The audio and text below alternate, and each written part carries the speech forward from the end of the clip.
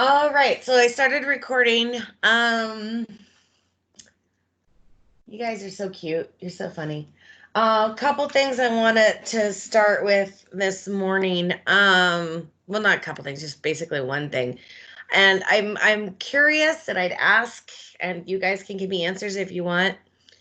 How come so few of you use your textbooks as your references when you're doing a paper or an assignment that requires APA? Again, you can answer that question. It's rhetorical. Um, but and this is true across the board. You guys are the only class that does this. Every cohort is doing this. Um, a lot of you will use websites, and it's like you guys have textbooks. They have the information you need in them. Use them. Okay, so Alicia, you need to let me know so I can send in a ticket to LMS support. But so I will send that in. And let me do that right now for you. LMS support, Tucson campus.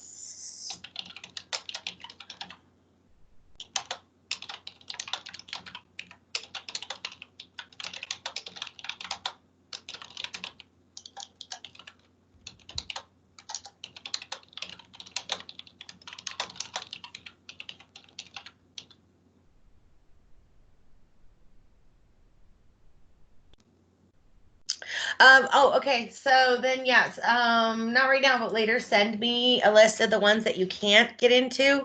I know one of you I already talked to you about it, and you have issues, and I sent in a ticket for that. So, if you can't get in, through Canvas, try Canvas for one, and the other one is Vital Source.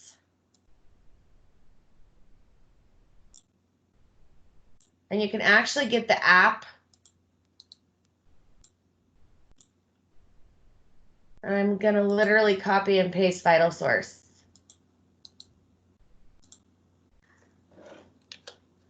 So if you can't access through Canvas, then try Vital Source. Okay, Kristen, I will set that in. I'm going to make notes. Okay, books. Kristen Mosby's.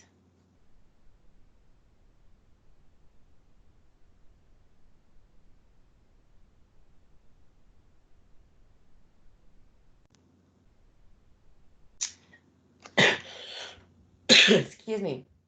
Alicia, send me your list. But so a lot of you use websites, and you go to different websites, and Mercedes, I'm cool with the NCBI. I totally know that's a great website, and it's great learning.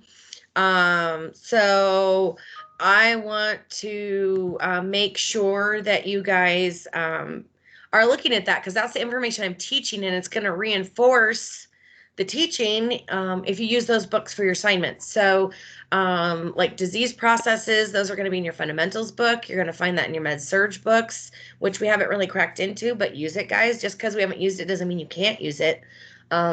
Even your nursing diagnoses books, your drug book for the case study for pharm. Several of you used that, so that was awesome. But there's no reason for you to be NCBI. Mercy is awesome, and if you want to use that, that's great. You guys, most of the time I require at least 3 sources. If you want to use more than 3, you're more than welcome to. I think a few of you, when we did the Erickson's and Maslow's paper, it looks like you might have used your psychology textbook, so that was really good. But I want you to encourage you to use those sources more than trying to search the internet. The problem with the internet, you might get on a site and you think it's great, and it's really not. I know a lot of you, when we did the Erickson Maslow paper, used simply psychology, and there was one particular paper, and it was really expensive, or not expensive. Sorry, guys. It was really it's borderline. I mean, your psych textbook fundamentals all describes the stages for you, so you really didn't need to go there to look for it. So that's just one thing I wanted to bring up for you guys to be aware of, so that y'all know that you can utilize those. And please do so, because in the future they'll be looking at going, why are they using these weird sources? So and just making sure, of course, you cite them properly. It's a reference page, not works cited. I saw a couple of those. And I think that's about it. So that's all I want to talk about for this. So today is all about stress and coping.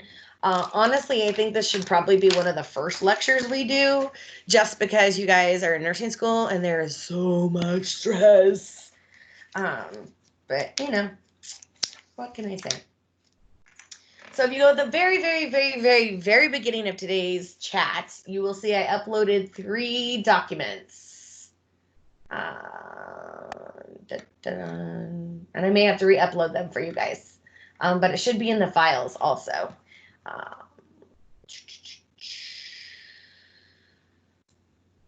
So we got a couple of activities to do. Let me resubmit them into, so you guys have them. That one.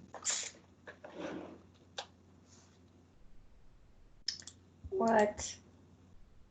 Upload failed. Weird. Are we in week 7 or 8? We are in week 7. All right. I lost track. Yeah, I do all the time.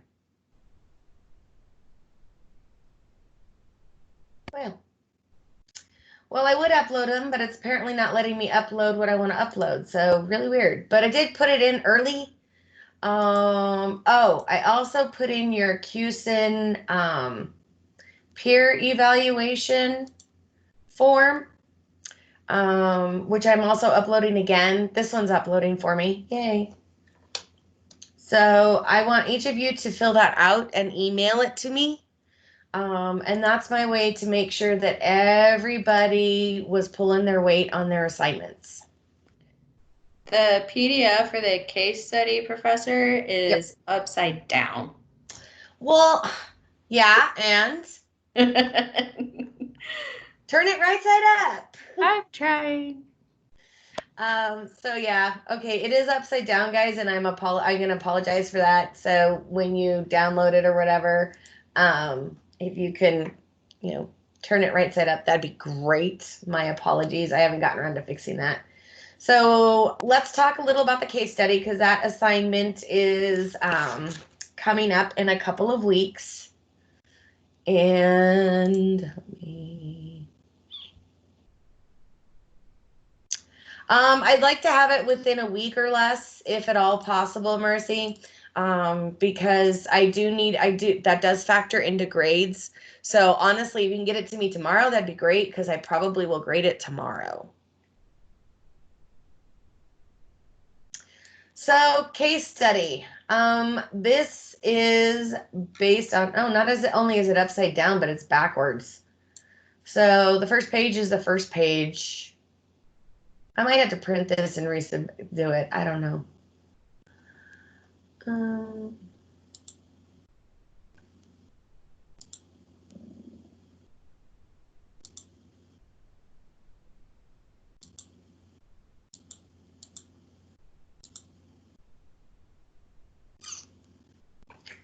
Anyways, so basically this case study, it starts out telling you the scenario.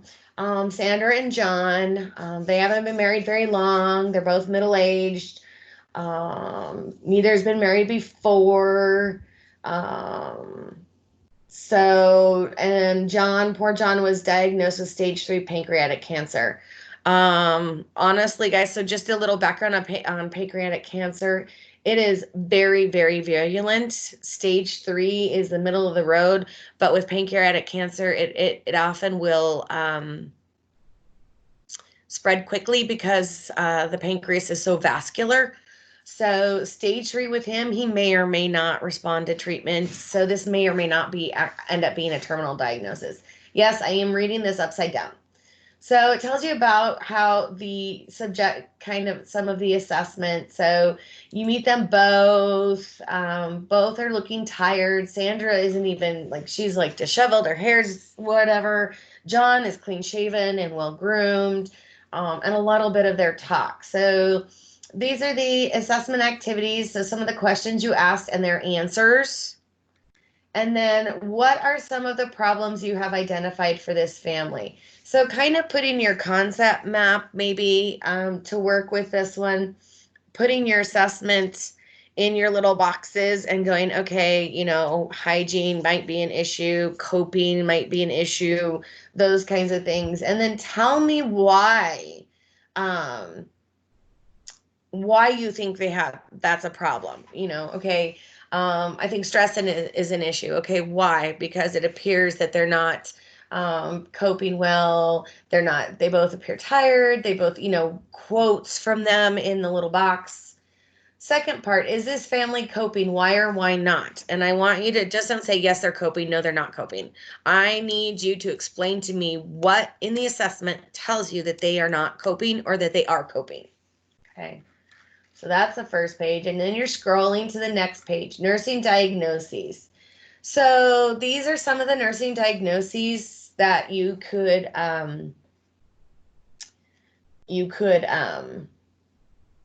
choose, but don't just circle. I know it says, what have you identified? Don't just circle one. I want you to write out. So stress overload related to new health diagnosis as evidenced by situational low self-esteem related to as evidenced by. So I want you to write out a full nursing diagnosis. Choose one of these and give me a full one with all three parts, the related to and as evidenced by. Planning. What are some goals and expected outcomes identified for this family based on the chosen nursing diagnosis? So you're going to look at your nursing diagnosis. This is when you need to get your textbook out. And then you're going to look at some of the goals and outcomes. They have to be SMART. Remember, specific, measurable, attainable, realistic, and timed. I need a time frame. And there's examples. There's an example right here. It says by 4/22, use the dates. If you're going to do a date, use the date for today. So for instance, 6/11, 6/12 by 1 week, whatever. So that's your plan. Interventions, using your interventions in your nursing diagnosis textbook. And using the NIC, the nursing intervention classification. Tell me what interventions you're going to do for this couple, and then tell me why. What's your rationale? What are you thinking? Why are you thinking you're going to do this? What makes the most sense to you guys? Then the last page is evaluation, and you're going to be, how do we evaluate this? We haven't, we don't have any more information. So I want you to evaluate it.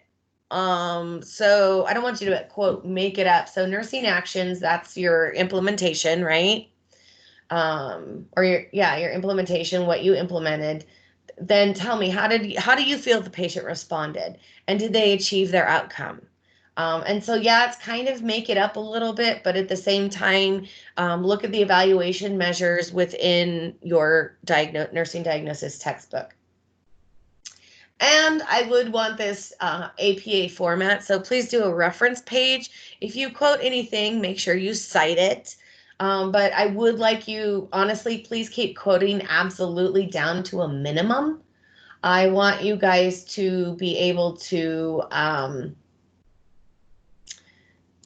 put it in your own words, okay? So that you can,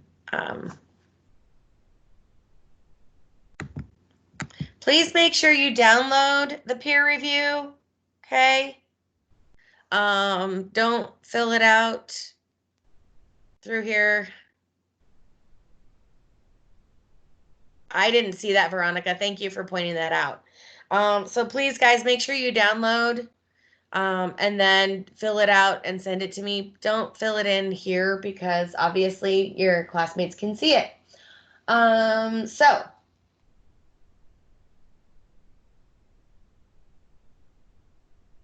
any questions about the case study other than the fact that it's upside down? Did you want us to like try to type in there or just handwrite it out? If you can download it and then type it out, that would be great just because handwriting. But you can, if you want to just, go ahead and, excuse me, print it and then fill it out and then upload it, that's fine too. Okay, thank you. You're welcome. I know, so helpful. Who would ask me that? It is due, obviously not now, 2 weeks. Lecture 14. So this is lecture 12, 13, 14. So 2 weeks. Yes, 2 weeks. So that would be the 25th.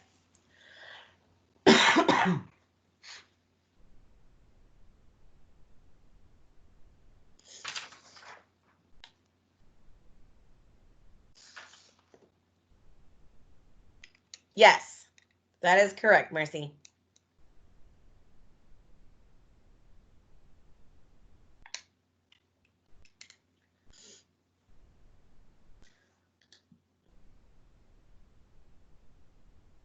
Yes, it is due the 25th.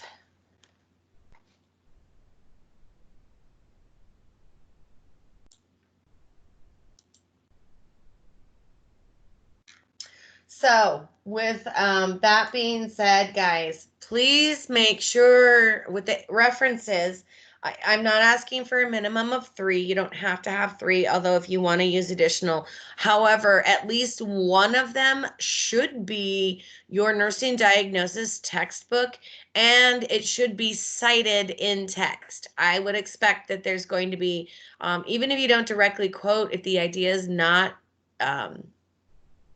truly yours, you need to cite the source. Some of you are very good at doing that. Some of you need to work a little bit. So, okay, so let's go on. Let's get lecture done. Whoops. Nope. I need to do that. And I need to do that.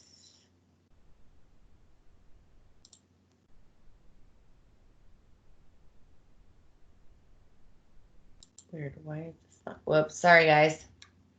It's like not letting me. Okay, go away now.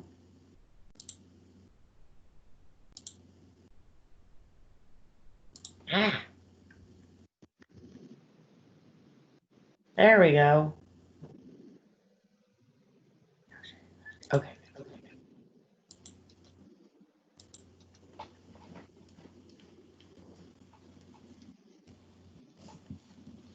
Can you guys see it?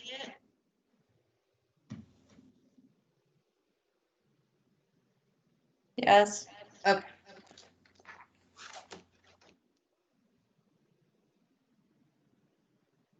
I don't know why it's echoing.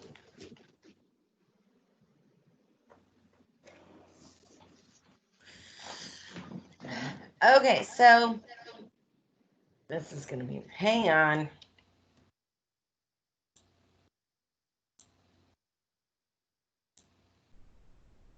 I stopped for a second, so if it disappeared, that's why.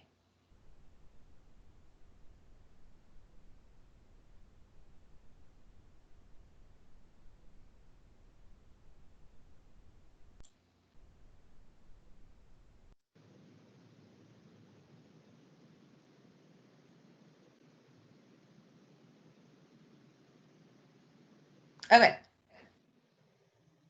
Ah, I think I'm still hearing the echo. Yep.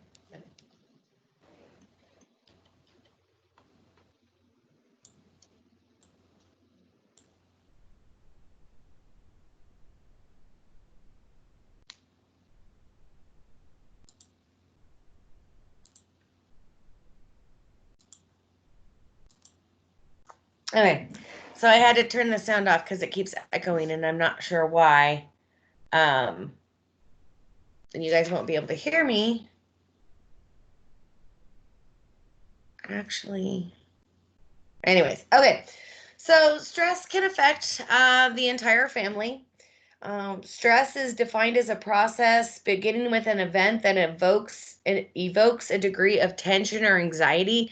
So it starts with something that makes you feel anxious or tense, and stressors are tension producing stimuli. The most important element in perceiving stress is appraisal. And that's how you interpret the impact of the stressor. Is this a major stressor or is it a minor stressor?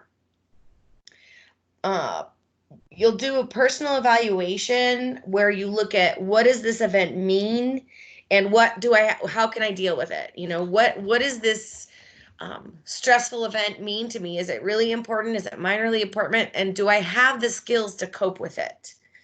Stress emerges when an event is considered a threat or when you feel that something is a threat to yourself.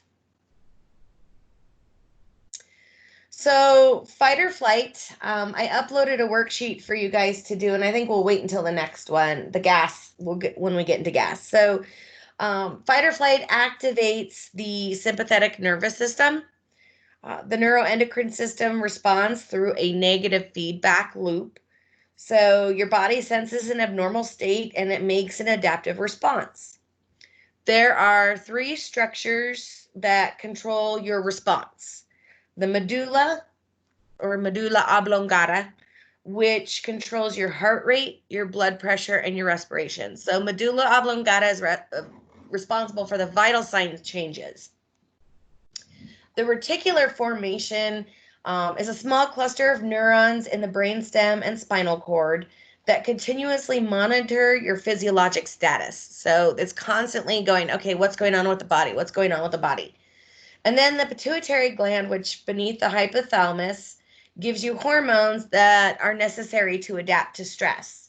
So you have the adrenocorticotropic hormone, and that's what creates cortisol.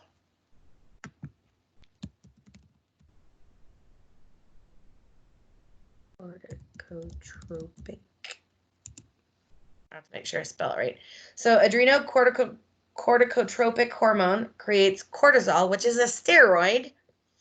The pituitary also regulates your thyroid secretion. Your thyroid controls your metabolism, so how fast you're going to create energy. Gonadal, so we're talking about estrogen, progesterone, testosterone, and parathyroid hormones. And it monitors that through a feedback loop. So now we have the general adaptation syndrome. It is how the body responds physiologically to stressors. So the physical response to stress.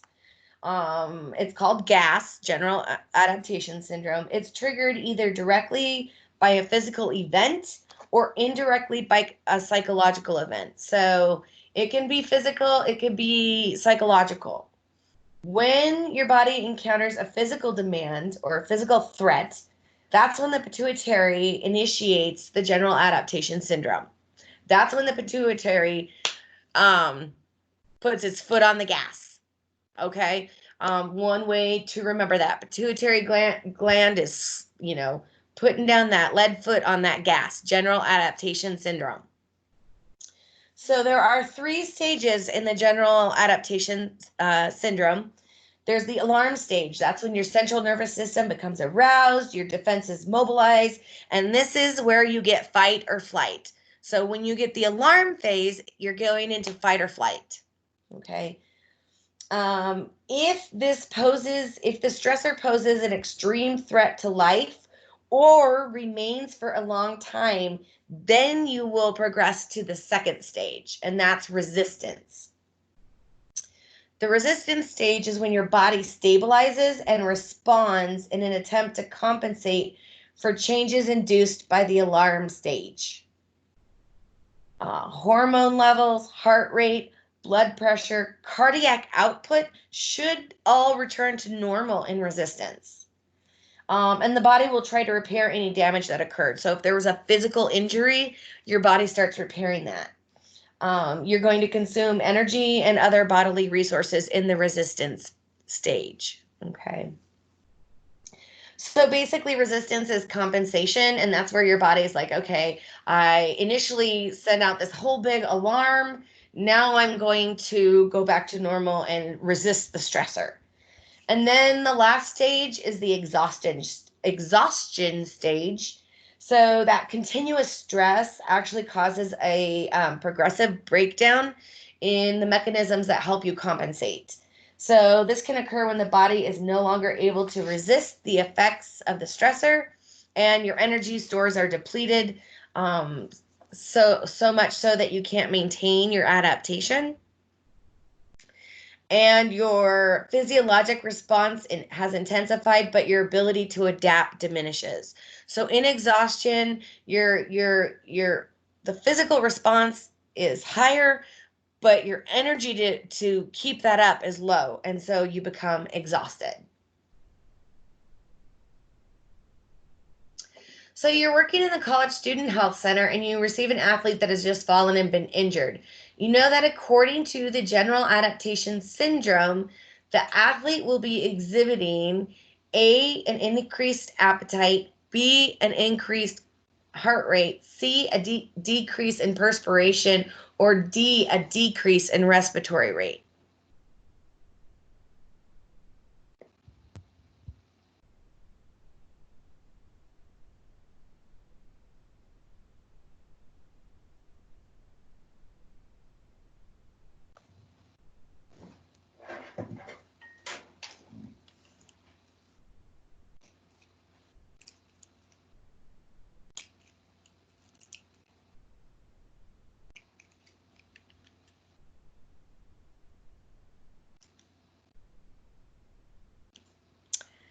Absolutely, you guys. It is B. It is that increase in heart rate.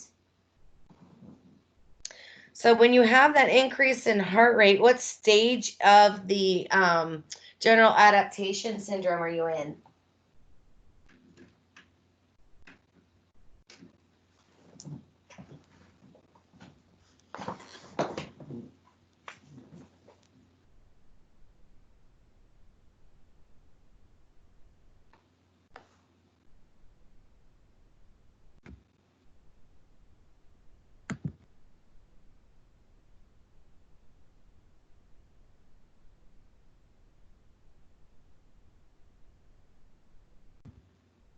Exactly, the alarm stage.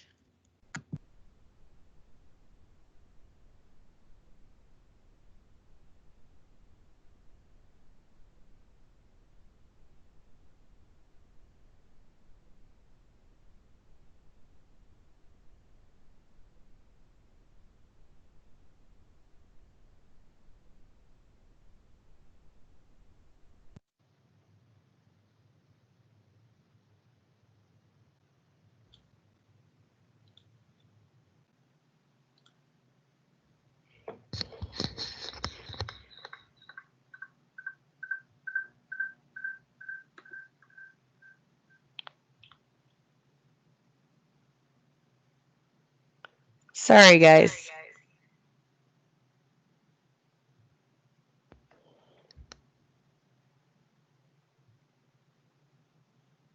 I'm trying to mess with my stuff. Okay, so part of the general adaptation syndrome. Are you guys getting a big echo?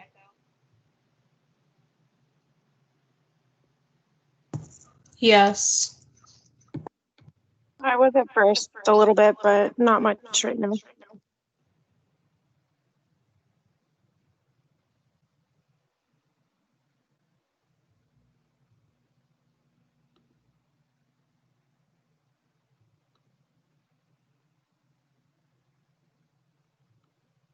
How about now? Much better. That's good. Much better. No. It's an echo when everybody else is talking and when I talk. Of course, now I can't hear myself. Okay. Cool. Technology.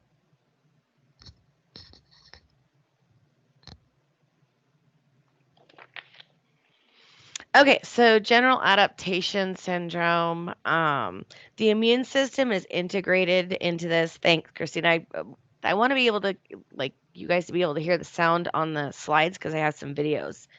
So the immune system is integrated. Stress causes prolonged changes in the immune system, and that results in impaired function. So if someone is under a lot of stress, it's going to affect their immune system. One reason why is steroids, cortisol.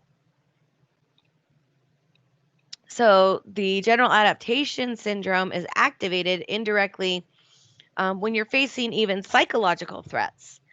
The intensity, duration, number of other stressors that occur at the same time also affect your response to it. So a lot of you guys, I'm sure, are like, oh, I know exactly what Professor Trainer's talking about. I got school, I got work, I got family. You're faced with a lot of different stressors, and that will all affect how you can respond to each stressor. Also, whether or not you expected this stressor. Do you expect school to be this stressful? Did you expect work to be this stressful? Those are other things you have to take into account. So, if a stressor was not anticipated or was unexpected, that makes it more difficult to deal with because you just weren't ready for it. You weren't prepared. When you evaluate an event in the terms of personal meaning, like what does this issue mean to me? That's primary appraisal. Okay. And that's when you're looking at, okay, what does this mean? When you get into secondary appraisal, that's when you're looking at your coping strategies and what resources you have to deal with the event. So first, primarily, you're going to look at the personal meaning to you, and secondary appraisal, you're going to look at what do I have to deal with it.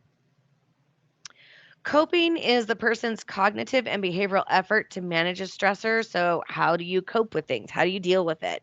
It can be mental, it can be behavior. The effectiveness of coping depends on your needs. There is not one size fits all for anyone. And a person may cope differently from one to another. So, Belle, both Jessica, Shanae, Kristen, Davina, Christina, Natalie, everybody, you're all gonna, and I missed one of the guys. Let's do Kevin and Jesus. Okay. I don't want to be like, she's not, anyway. All you guys are going to deal with your stressors differently. And you're going to also have, because you have different coping mechanisms, each one of you. In stressful situations, most people will use a combination of problem and emotion focused coping strategies. Um, they're going to obtain information, you're going to take action, which is problem focused, and then regulate your emotions tied to the stress. So that might be emotion focus. So, what am I going to do to fix the problem, and how am I going to emotionally deal with it? And what determines how a person copes is the type of stress, your goals, your belief in yourself and the world around you, and the personal resources you have available. Ego defense mechanisms regulate your emotional distress. Your ego is tied to your own confidence, how you feel about yourself, and thus it gives you protection from anxiety and stress. The ego defense mechanisms help you cope with stress indirectly and offer psychological protection from a stressful event. Ego defense is used unconsciously, but it can become distorted. So I have some things here for you guys. So conversion, it's the compensating mechanism and the feature. So conversion is where unconsciously repressing an anxiety-producing emotional conflict and transforming it into a non-organic symptom, difficulty sleeping or loss of appetite. Denial, when you refuse to consciously acknowledge that anything is happening and there's anything causing you pain. Displacement, when you transfer emotions, ideas, or wishes to a less anxiety producing substitute. Identification is a patterning of behavior after that of another person and assuming that person's qualities, characteristics, and actions. Oh, well, she deals it so much better than I do, so I'm going to do what she does or he does. Dissociation, when you have a sense of numbing or subjectively feel numb and reduced awareness of your surroundings. And then regression or actions and behaviors associated with an earlier developmental period. Very important to know because you may see that happen where they may move backward in one of Erickson's stages. Types of stress, you have chronic and you have acute. So stress can include your work, your family, daily hassles, trauma, crises. They can be acute ones are time limited. They threaten a person for a relatively brief period and provoke acute stress, whereas chronic occurs when you're in a kind of a stable condition and results more from your stressful roles, your role as a student, your role as an employee, your role as a mom, your role as a sister, your role as a daughter, whatever you have, or son, whatever you have going on. Post traumatic stress disorder. It's an acute stress disorder. PTSD begins when a person experiences, witnesses, or is confronted with a traumatic event and responds with intense fear and helplessness. Anxiety associated with post traumatic stress disorder sometimes manifests by nightmares and emotional detachment. So, story about post traumatic stress disorder. My dad was a Navy corpsman during Vietnam, and he actually served several tours in Vietnam. So, for those who don't know, a Navy corpsman is kind of like a medic. Um, or basically a Navy equivalent of kind of like a nurse, kind of between a nurse and an EMT, more like a paramedic. And so he was on a ship and then they would land and he would be the one to go pick up the wounded. And thank you, Tim. He would be the one to pick up the wounded and also some of the deceased. So my dad had a very hard time dealing with that afterwards. Um, and so one time my mom told me about an incident, and I think it was before I might even have been born. Um, they were in bed. The phone was on her side of or on dad's side of the bed. And it rang. So my mom reached over my dad, and this is back in the day of corded phones, guys. So there was a cord on the handset attached to the actual phone itself.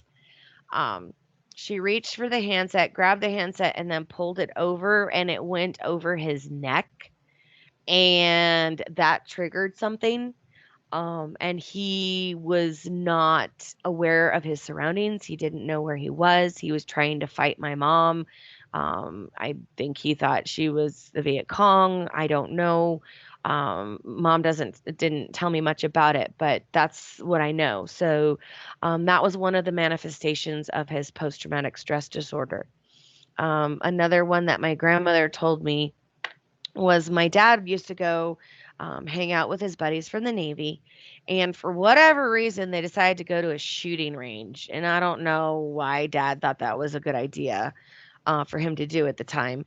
But she said when he came home, he was just like so green as like a pair of army boots or fatigues. And I think it's because the guns firing triggered part of his post traumatic stress disorder. So his way of dealing with the stress was to drink alcohol, and it did end up affecting him severely. He died of alcoholic cirrhosis when I was 14. So he did not have mechanisms to deal with the stress and post traumatic stress disorder. About the time that he passed away was about the time that it started becoming well known. It used to be called shell shock, but we know a lot more about it. So that's just kind of my own personal experience that I've had or heard of with post-traumatic stress disorder. It's not just yeah, it is it's hard for me to talk about. I won't deny it, guys. I got tears coming out. Um it makes me sad, but there we know so much more about post-traumatic stress disorder than we did when he died in 1991. So, Veronica, I commend your daughter for wanting to do that. Let her do that. Things will be a lot better now than they were back then. It also, of course, didn't help that when he came back from Vietnam, they were not being treated very well. But aside from that, we all know post traumatic stress disorder related to military and shell shock and that kind of thing. But also any other traumatic event that happens in your life. Sexual assault can happen, physical assault. Um, yeah, Natalie. I mean, and he's military, I know. So, yeah. Definitely, large groups, 4th of July, New Year's, those are really bad times, guys, for veterans. So if you're one of those families that likes to do the fireworks and that kind of thing, I urge you to rethink that. I get it. I don't want to take away your celebration, and I understand. Number one, we live in a place where you can start a fire, but number two, it is extremely stressful on our veterans with the loud noises. So any kind of assault or traumatic event to you can cause post-traumatic stress disorder. I joke that nursing has given me post-traumatic stress disorder. Courtney, I joke with you that you have PTSD from the RAS system. And it's not truly PTSD. And in a way, we probably shouldn't joke in that sense because it's not really, I'm not having flashbacks. I'm not having nightmares or anything like that. But it does, and it can cause anxiety. Acute stress disorder is similar to PTSD, but acute stress disorder differs because it is short lived. PTSD is it's a chronic stressor. It is not an acute thing, it is long term and will definitely need long term treatment. Types of crises. So, a crisis implies that a person is facing a turning point in life.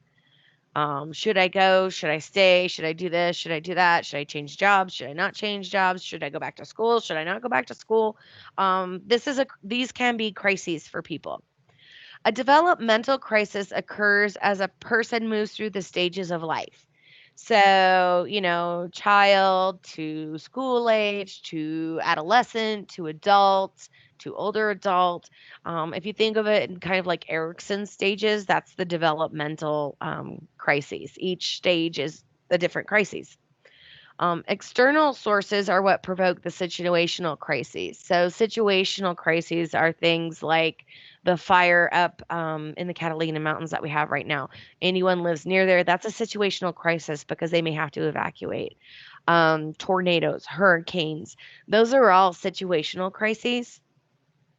Natural disasters, um, but well, okay, that's kind of situational where external sources, and then natural disasters, man-made disasters, or violent crime creates what's called an adventitious crisis. So again, natural disaster, man-made disaster, crime or of violence or is adventitious. So what you look at is the frame of reference. You've got to look at your frame of reference or your patient's frame of reference. What does this crisis mean to you? And how is it going to affect your life?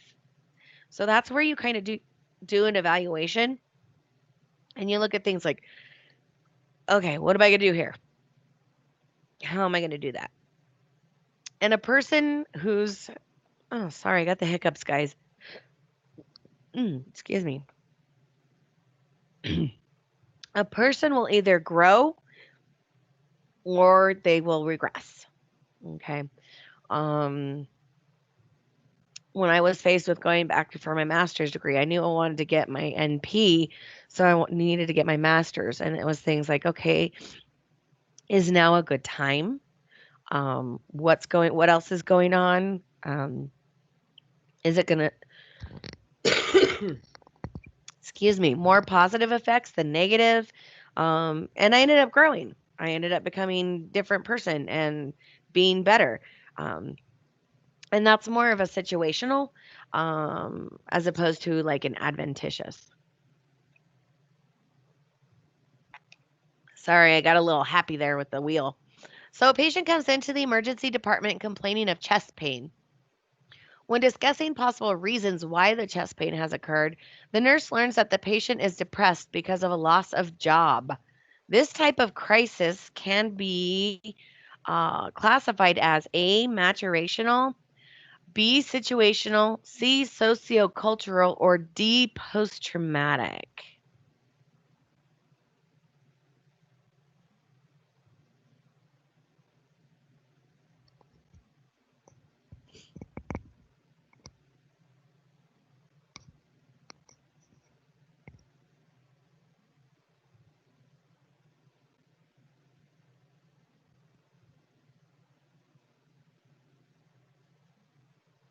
You guys are right. It is situational.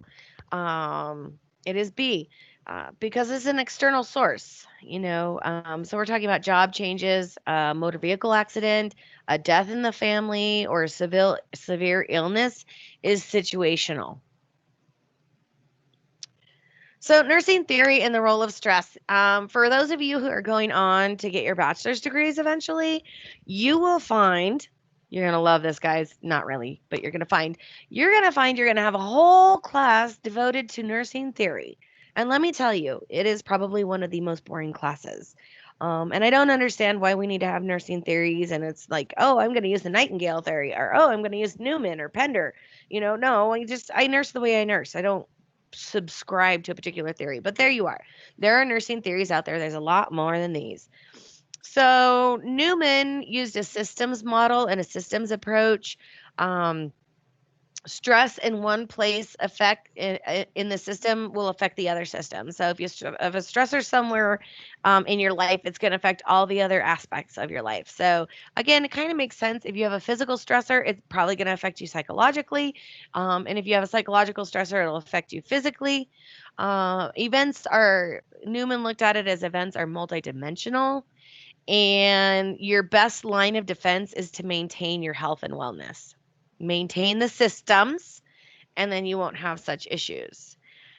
Pender looks at the health promotion model, so focusing on promoting health, managing your stressors.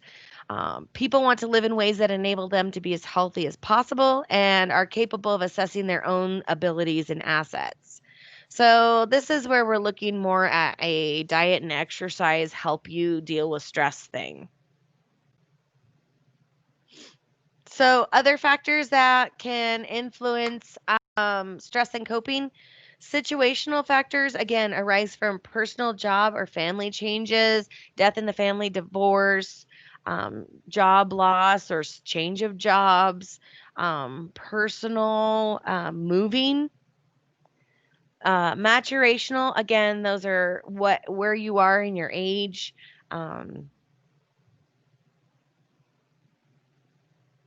Like children, pre-adolescents, adolescents, adults, and then some and they vary with life stage, and then sociocultural factors. And I think we really have an idea there about some of the sociocultural stress factors that are evident today.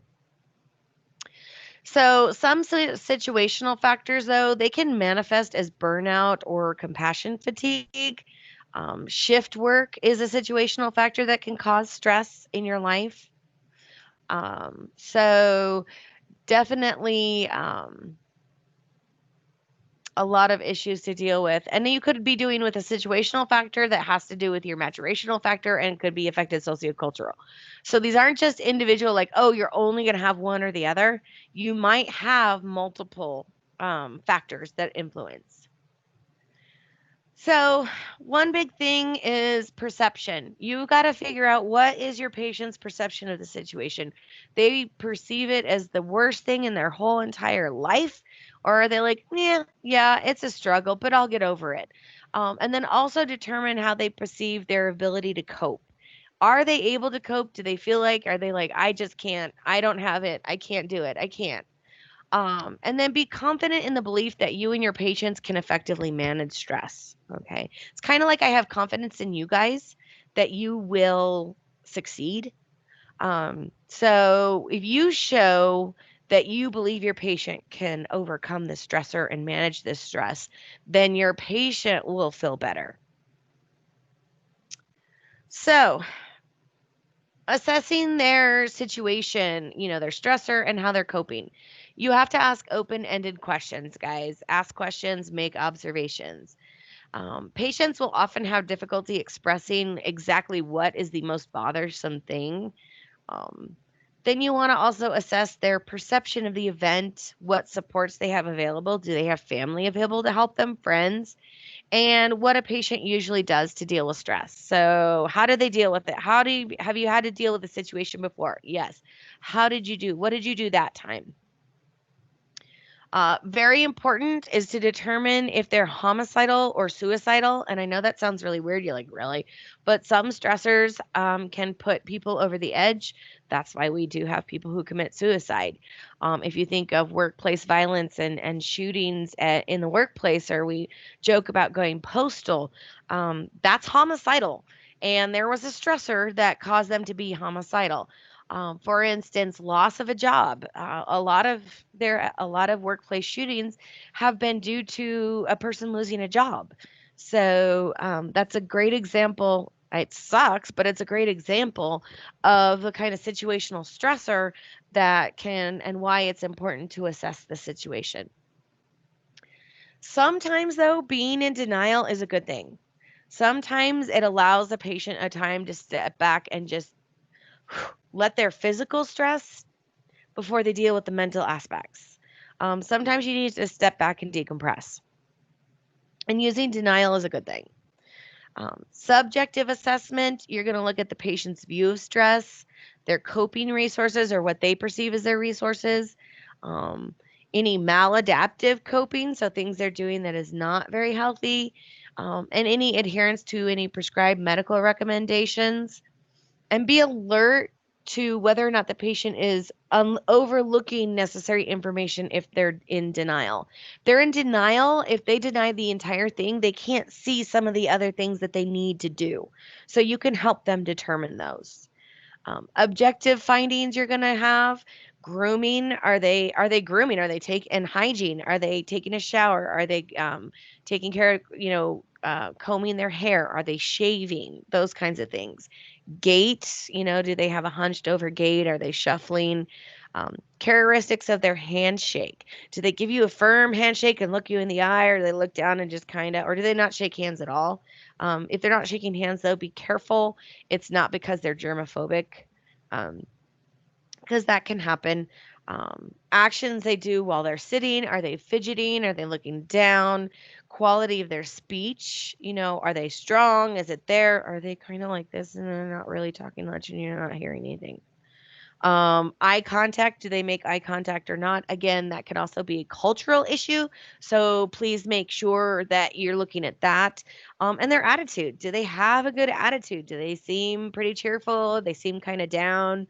And then, of course, basic vital signs, because that will give you an idea if they're where they might be in their gas response. So, goals and outcomes. You're going to have primary, secondary, and tertiary prevention. So, there's 3 levels of prevention. And primary prevention is when you direct your nursing activities to identify individuals who might be at risk for stress. Okay. I would say all of you may be at risk for stress. Okay. My primary prevention is that you're all stressed. Secondary are actions directed at symptoms such as protecting patient from self-harm. So symptoms of their stressor or their psychological or physical stress. self-harming, preventing them from committing suicide, putting them on a 72-hour hold, those kinds of things. And then tertiary is when you help the patient readapt, and that's where you're going to give them additional coping mechanisms. So protecting, relaxation training, time management, things you can do to help relieve the stress. Okay. Set priorities. When you're setting priorities, always consider the patient's perspective, and provide for temporary care or supervision as necessary. Again, also make sure that, if your patient's suicidal, they're being supervised regularly. Um, Look at other potential threats, nutritional deficiencies, they may not be eating, insomnia, they may not be sleeping, self care deficits, that goes with the hygiene, and then even poor judgment. And then teamwork. Maximize the use of the resources. You have the patient, yourself. You might have behavioral health services. Maybe you have social services, and utilize the patient's family and friends too. Um, it kind of sometimes will help them see they have more resources than they thought they did. So, there are three primary modes for intervention for stress. Decrease stress producing situations, increase resistance to stress, and learning skills that reduce the physiologic response. Okay. So the three modes of intervention for stress are decreasing stress producing situations, if at all possible, increasing a patient's resistance to stress, and then learning skills that reduce the physiologic response. So regular exercise program may help, and rest. Make sure they're getting sleep. This picture is actually people doing Tai Chi, which is supposed to be a great stress reducer. Um, Make sure they have support system, family, friends, colleagues who will listen, offer advice, and provide emotional support.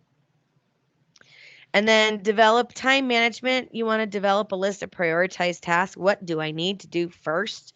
And setting that priorities will help identify tasks that are not necessary and maybe can be delegated. Sometimes it can't be delegated. So, I mean, obviously studying for your test can't be delegated, but cleaning the house can be delegated to your spouse or significant other, children, that kind of thing. You don't have to do it all on your own. Um, so these are just some ways that you are going to help reduce these stress and increase the resistance.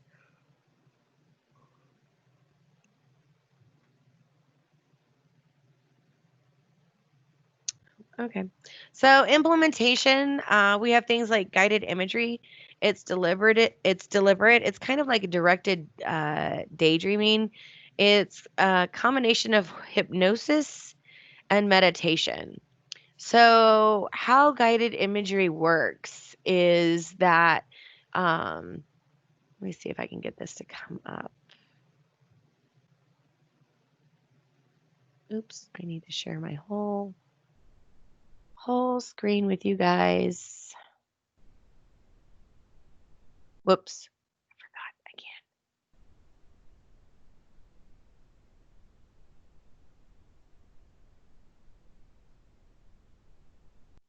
See if I can get this to play. Ah, all right, fine. Be that way. Stupid YouTube.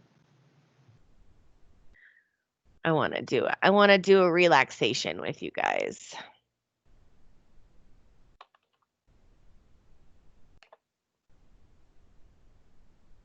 Guess I'll have to update that link, huh?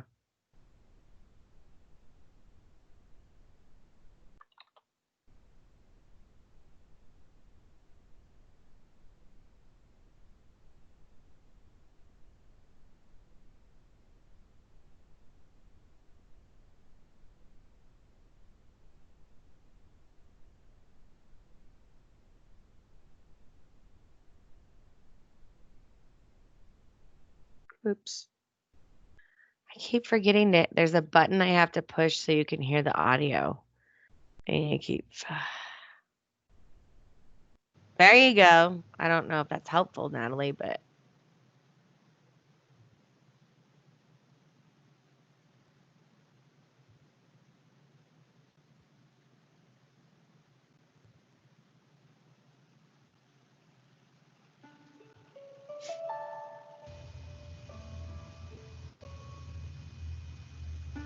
Take a few slow, You guys have sound? deep breaths and slow down.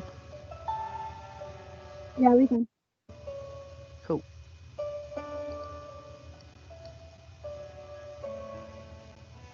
As you free your mind from all unnecessary thoughts.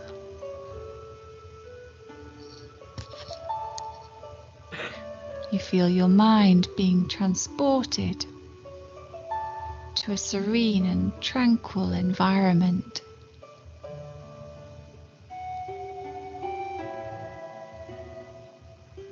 You're standing near a waterfall that's cascading down the mountainside.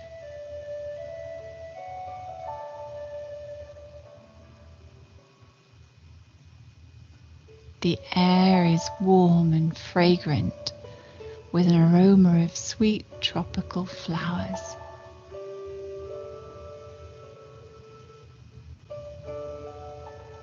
There's the sound of exotic birds.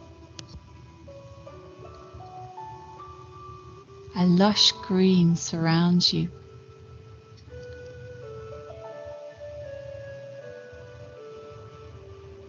As you enjoy the warmth of the sun, the sound of the waterfall. Now, stepping underneath the waterfall, you feel the water flowing from the top of your head and down your neck, across your shoulders,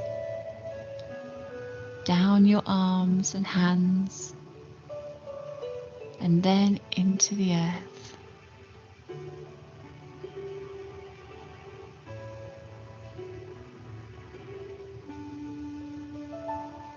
You experience the water washing away all the tension from your body and your mind.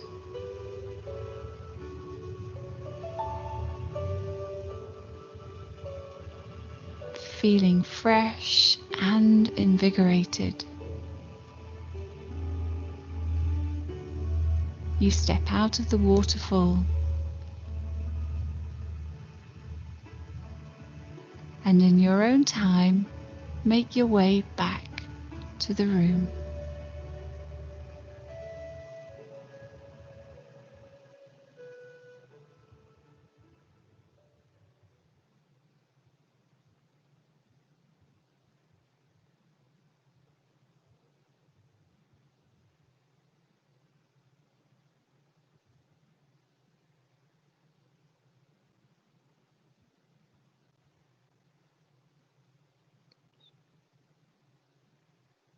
Are you tired of the media spinning the...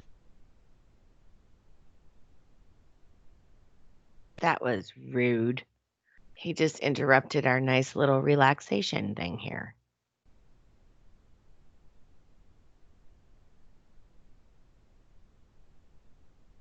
So hopefully you guys kind of I'm glad. Yeah, but it was a little too much, Jolyn. It was like, "Ah." So hopefully guys, that kind of helped you. There are actually quite a few videos on YouTube for that.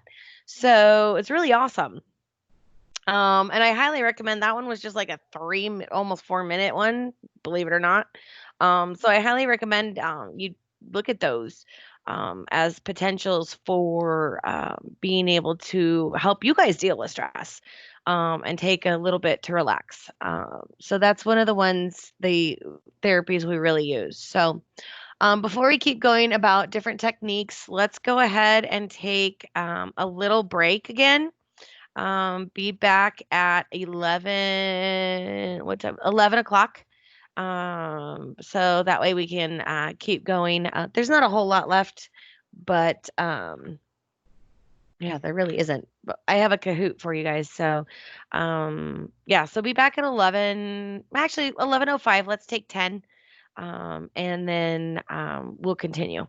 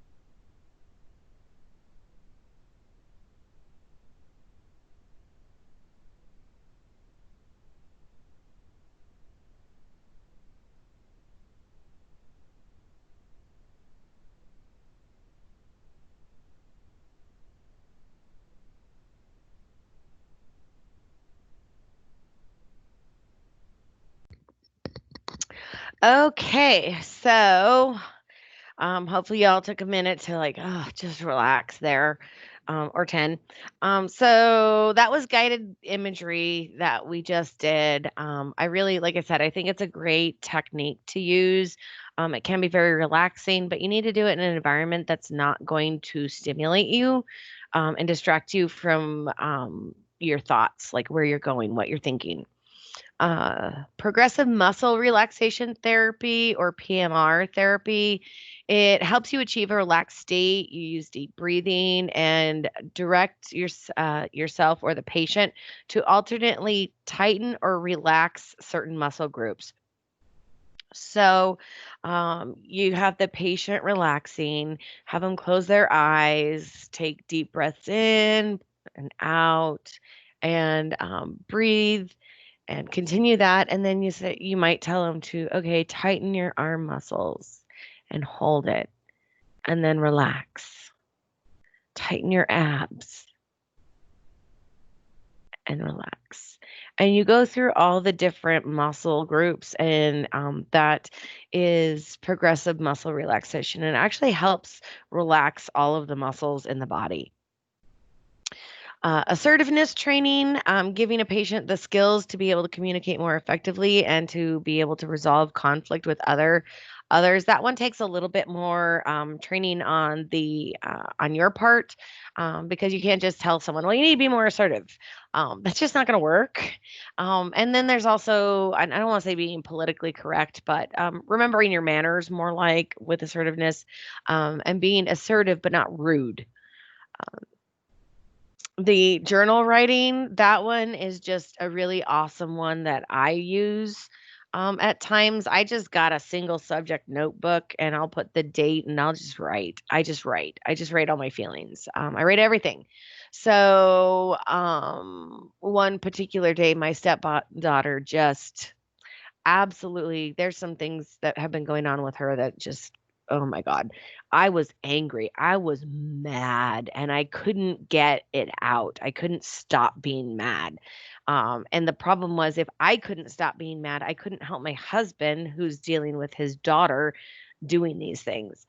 So I wrote down in the journal, I put the date. I wrote like 3 or 4 pages of stuff, and I literally just poured everything out. Why I was angry with her. I mean, I used words that I normally don't use, but I was mad. And once I did that, I felt better. I was able to get it all out. Basically, what I did in that particular instance is like I was writing a letter to her to tell her exactly how I felt and what was going on. Of course, it's not a letter I sent to her, but it was a way for me to get out of my system what I was feeling so that I could then be a better support person for my husband. So I really think journaling is really good, because it's basically like talking to someone, except you're just writing out everything that you feel.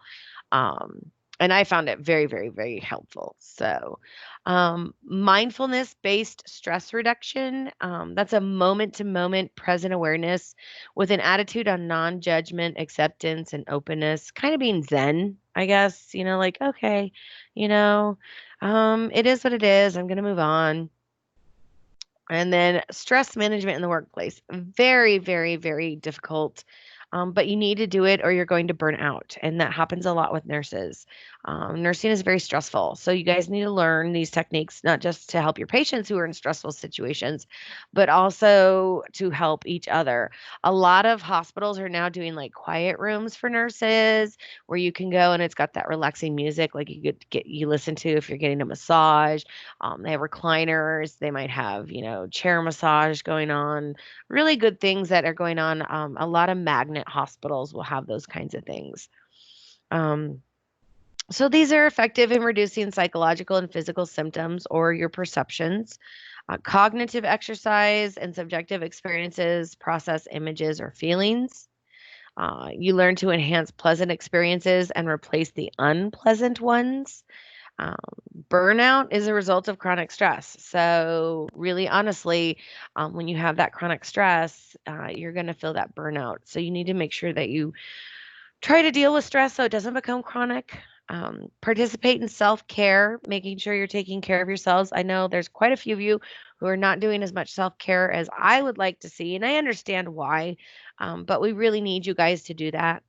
Reliance training, clinical debriefing. Clinical debriefing is one that is commonly used, especially in really stressful situations. So, I was working in an emergency room. I was actually just doing case management. But we had I think it was 14-year-old. I can't remember if it was male or female now. I want to say male. He came in respiratory distress, really, really bad. Of course, the family immediately, and the child, he had asthma, and he was having a severe asthma attack. The hospital I worked at the time does not have like a pediatric unit, but we were the closest hospital, and this patient needed to be stabilized before they could be moved on to a different hospital. So part of my job as a case manager, a nurse case manager, was helping with the family.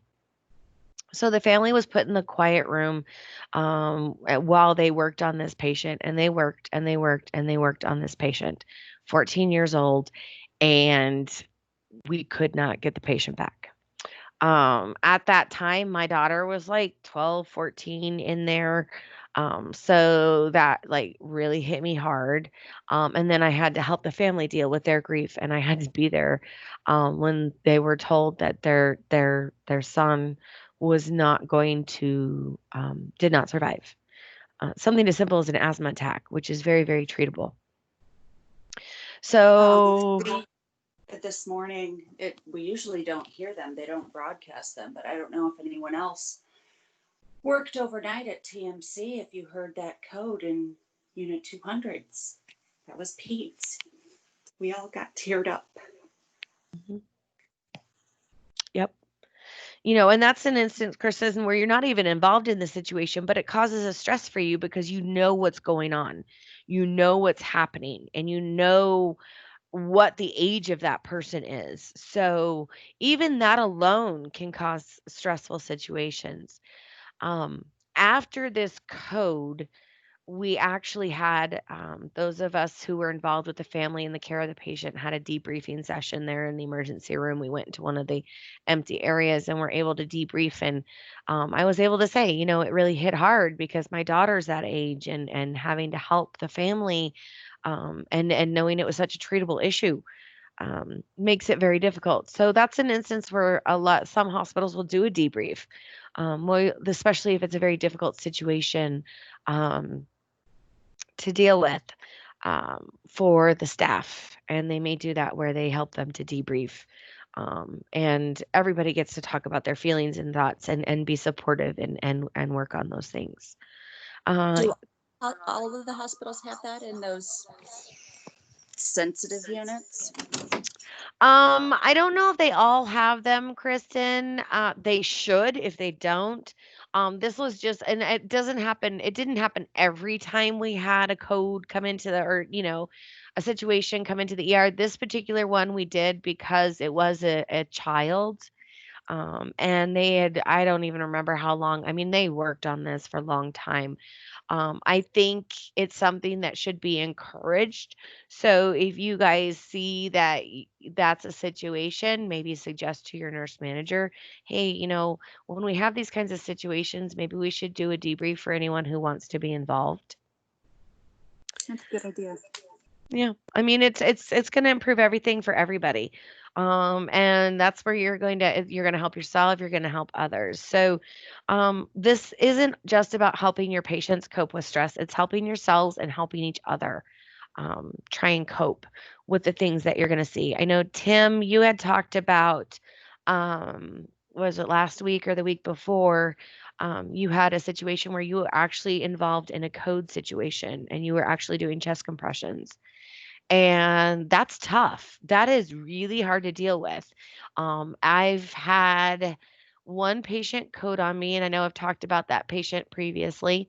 And afterwards, I was like devastated because I had just been in that room. I had just done an assessment. She was awake, alert, doing fine, nothing abnormal. And then all of a sudden, she wasn't. She wasn't fine. And so that was very stressful on me. Like, what did I miss?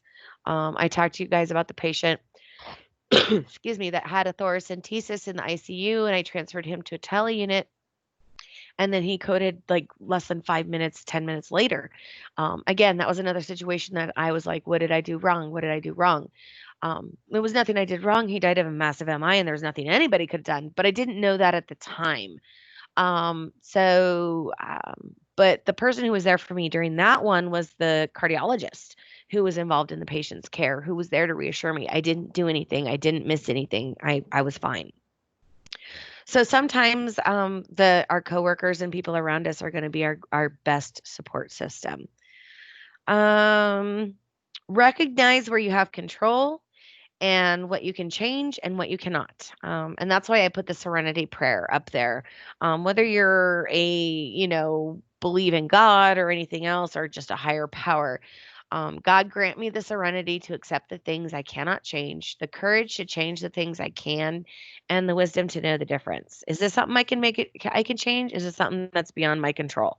How do I do all of it? Oh, Jolynn, please, by all means, share with us.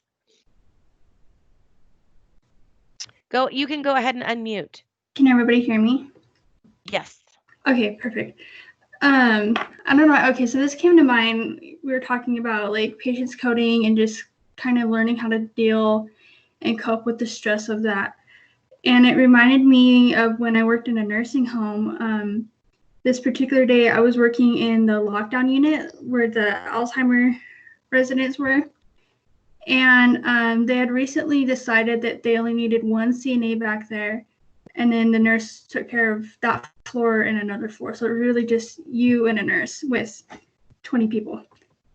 And anyway, this one particular evening, I was passing out food trays, and it was just me back there.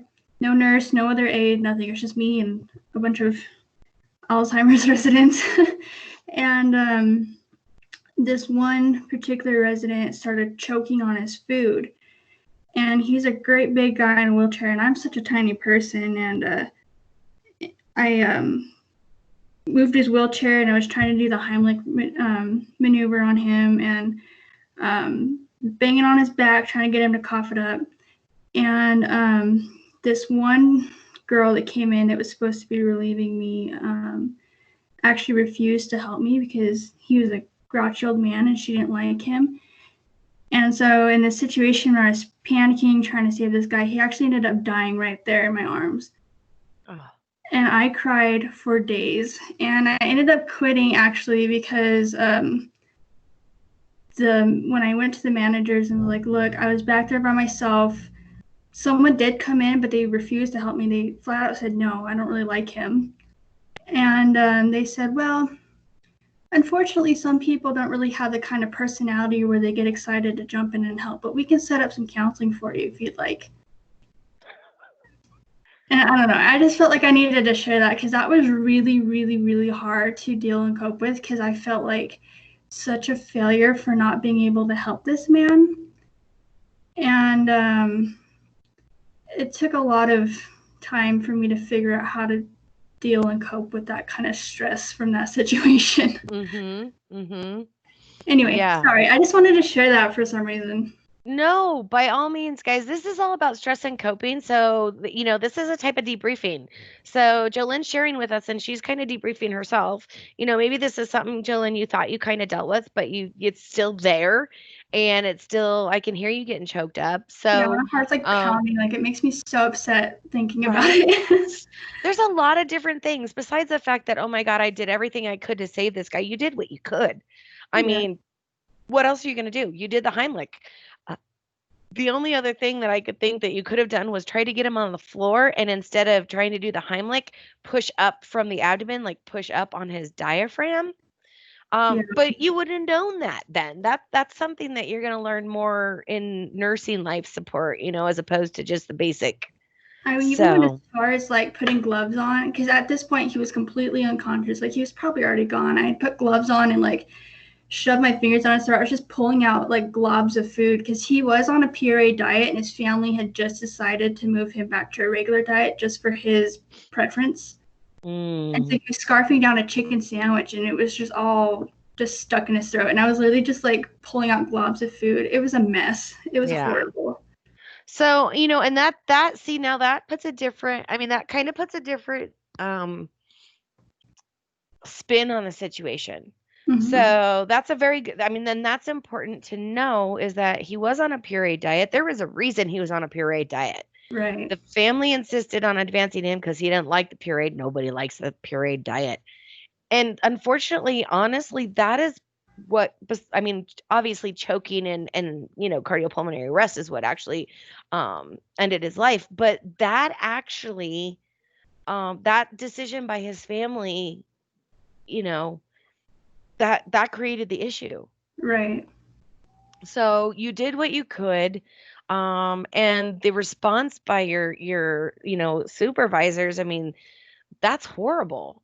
That is completely awful that Yeah. they would even, oh, well, some people, no, that's not. The thing is, okay, she's not going to help you, but she better be running to go get somebody who will.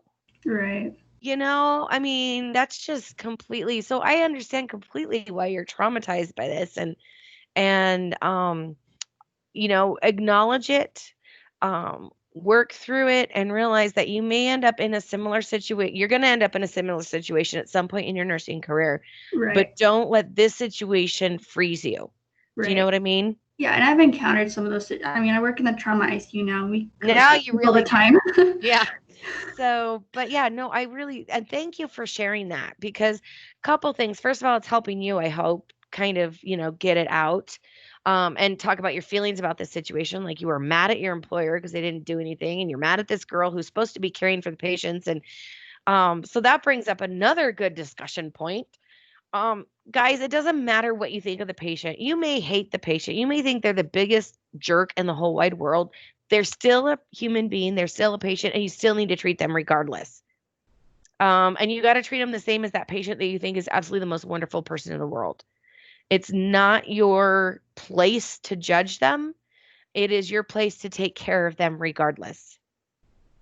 So that story just has a lot of really good points, Jillian. Thank you so much for sharing that. Yeah, thanks for listening.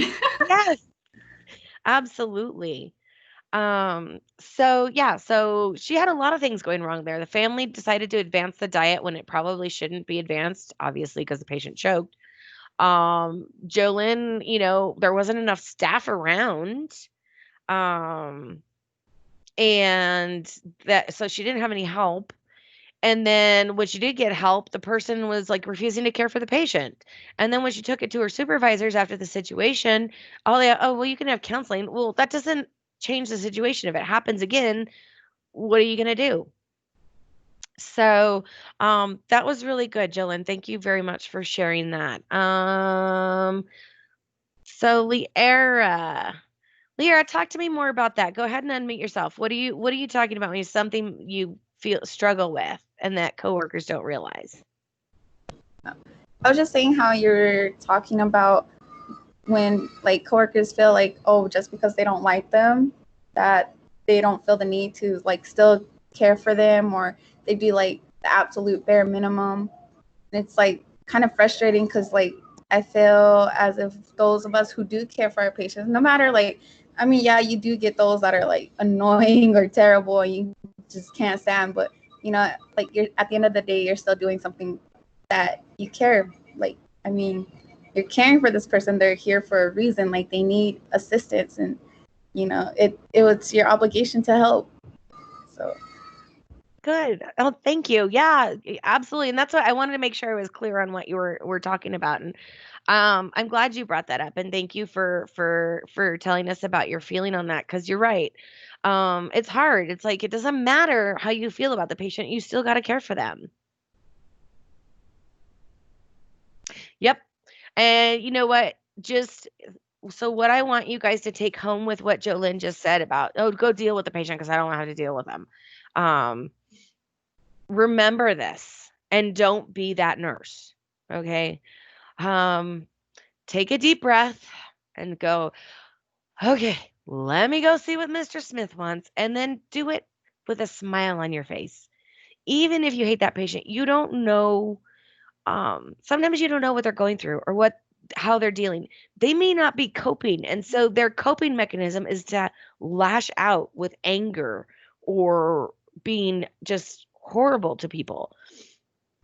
So you can feel free to say, Mr. Smith, that really actually makes me feel, uncomfortable. You make me feel horrible. You make me feel, and I know you probably don't care about how I feel, but are you usually like this, or is there something I can help you? What's going on? I mean, I know you're here in the hospital. So, I mean, and sometimes you're going to, and they're going to do that. But those are kind of the patients where you really want to, okay, why is the patient being like this? Or you might have family member who's in there and you go into the patient's room and the patient is just being the total and complete jerk. And the family member is going, Mom, Dad, why are you being like that? That's not her. So that triggers you to know, okay, this isn't normally then. So what's going on? Is there a physiologic issue that's causing them to be like that? Oh, like a UTI?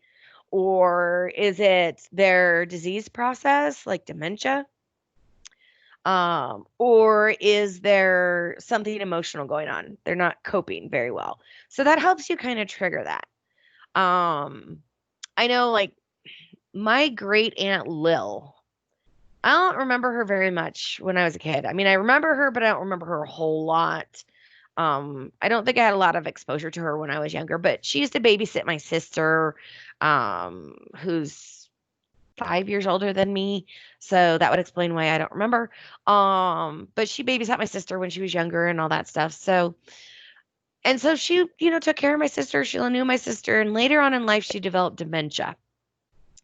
And my sister was temporarily living with my aunt, and there was one bedroom, a bathroom, and then another bedroom. Well, my male cousin had bedroom on one side, and my sister and her female cousin were sharing the other bedroom. So my sister was in the bathroom. She'd taken a shower. She wrapped a towel around herself, and she was literally just going around the corner to go in the bedroom to get dressed. Well, Aunt Lil saw her coming out, and I don't know, in her dementia little mind, she thought my sister was trying to seduce her cousin or something. I don't know. She pushed my sister back into the bathroom and locked the door. And I remember this particular instance because I was there when Aunt Lil did this, and I don't even know what the heck.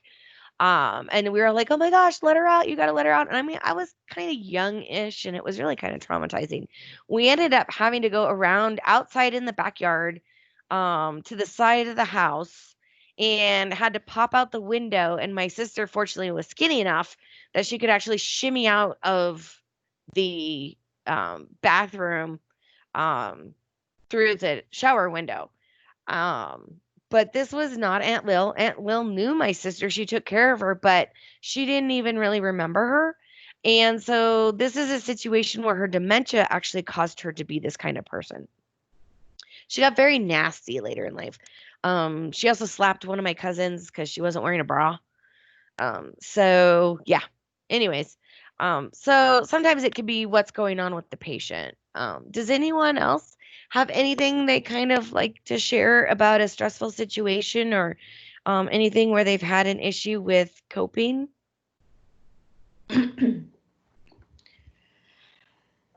Hi, Natalie. I was deciding, clearing my throat, deciding. Mm-hmm. So, in about 2 weeks, it's the anniversary of my best friend's death. Oh, I'm sorry. And she lived in Texas, and like she was going downhill. Like she was a nurse, and she had gotten fired from the hospital we used to work at together because she didn't mark down the narcotics right of disposing them. So she was being questioned on, like, her license was being questioned. So that put her into like a whole bunch of like stress, like not real, like trying to figure out what happened. Like she did everything that the hospital required her to do, drug testing and all that stuff, and everything came out negative, but they still fired her just because. So she was really upset by that. And then I was going to say like 6 months later, she was working in another hospital, but she was still waiting for the board of nursing to decide what they're going to do with her license. Mm-hmm. And she just couldn't cope with the stress. And I don't know exactly what happened, but I get a text message over Facebook Messenger from one of the maintenance workers. I used to work at the hospital, and he just said, I need you to call Mike, which is her husband. Keep calling until you get a hold of him. Well, he didn't have his phone. The police had his phone to question him because she was found unresponsive in their home. So then I got a text message from the house supervisor I used to work with, and she just said, I know you know the situation. I'm not telling you everything, but you need to drive back to Texas. Okay. It's a 14-hour drive from here to Texas. So pack up my stuff and I drive to Texas. And I get there, and she's in one of the bigger hospitals now. She was unresponsive. They had her on ECMO, and like her husband was besides herself, and her daughter, which is my goddaughter, is like 4. Oh gosh. So I get there. Her parents flew in from Philadelphia, and as soon as I get to the hospital, another case manager a nurse I used to work with, worked at this new hospital, and she pulled me inside and asked me if I knew what was going on, and I said yeah. She told me the full situation from start to finish, and they think that it was like an overdose suicide type of thing because of the amount of barbiturates in her blood system. But the problem was, and this is where the pain management came in, she had like slip discs that she was getting injections for. She did go see a therapist for antidepressants, and then she was also having liver function failure. So it was like a combination of like the perfect storm for her. And I get there and I talk to this case manager, and her parents come ask me after, like as soon as I get done talking to the case manager, they asked me the question of, is my baby girl going to die? What are, like, their doctors aren't telling me anything. And I was like, well, how am I supposed to tell, like, what am I supposed to tell you guys? Like, what do you want me to answer? Because because they're like, well, the doctors aren't telling us anything. They just think that, ECMO will do it. And then they're going to do EEG and see if there's even brain activity and all this other stuff. And I was just like, look, from what I know, I don't think I can prepare you enough for what you should be preparing for. I was like, I can't answer that question to you guys and know, like, fully expect you guys to understand what's going on. And so they ended up, like, 3 days later, they did the EEG, and she ended up being brain dead, and the husband had to pull the plug on her. But it's been like a 2-year process of, helping the husband, helping my goddaughter, getting her to process through everything. And like, you could just see like the amount of like growing this little girl had to do within like 2 years. And I didn't realize, like, my husband came with me, the kids came with me, my stepkids came with me when we went to Texas, when I drove to Texas. And 2 weeks later, I came home after helping Mike settle in, and I didn't realize like how much I didn't deal with the situation, how much I didn't like really assess my emotions. And so the summer, the kids went to their grandparents, and my husband and I started fighting. I didn't understand why I was fighting. I was just aggravated. I was pissed. And I was just so mad. And then he's just like, what are you mad about? And I was like, I don't know. And he's just like, you're just so mean lately. And I'm like, I don't know what to tell you. Like, I'm just mad. So for me, I realized that I don't deal with my stress. I push it aside as much as possible. And until like I start lashing out without even realizing I'm doing it until somebody actually like points it out to me. I get that. They kind of have to slap you in the face and be snap out of it.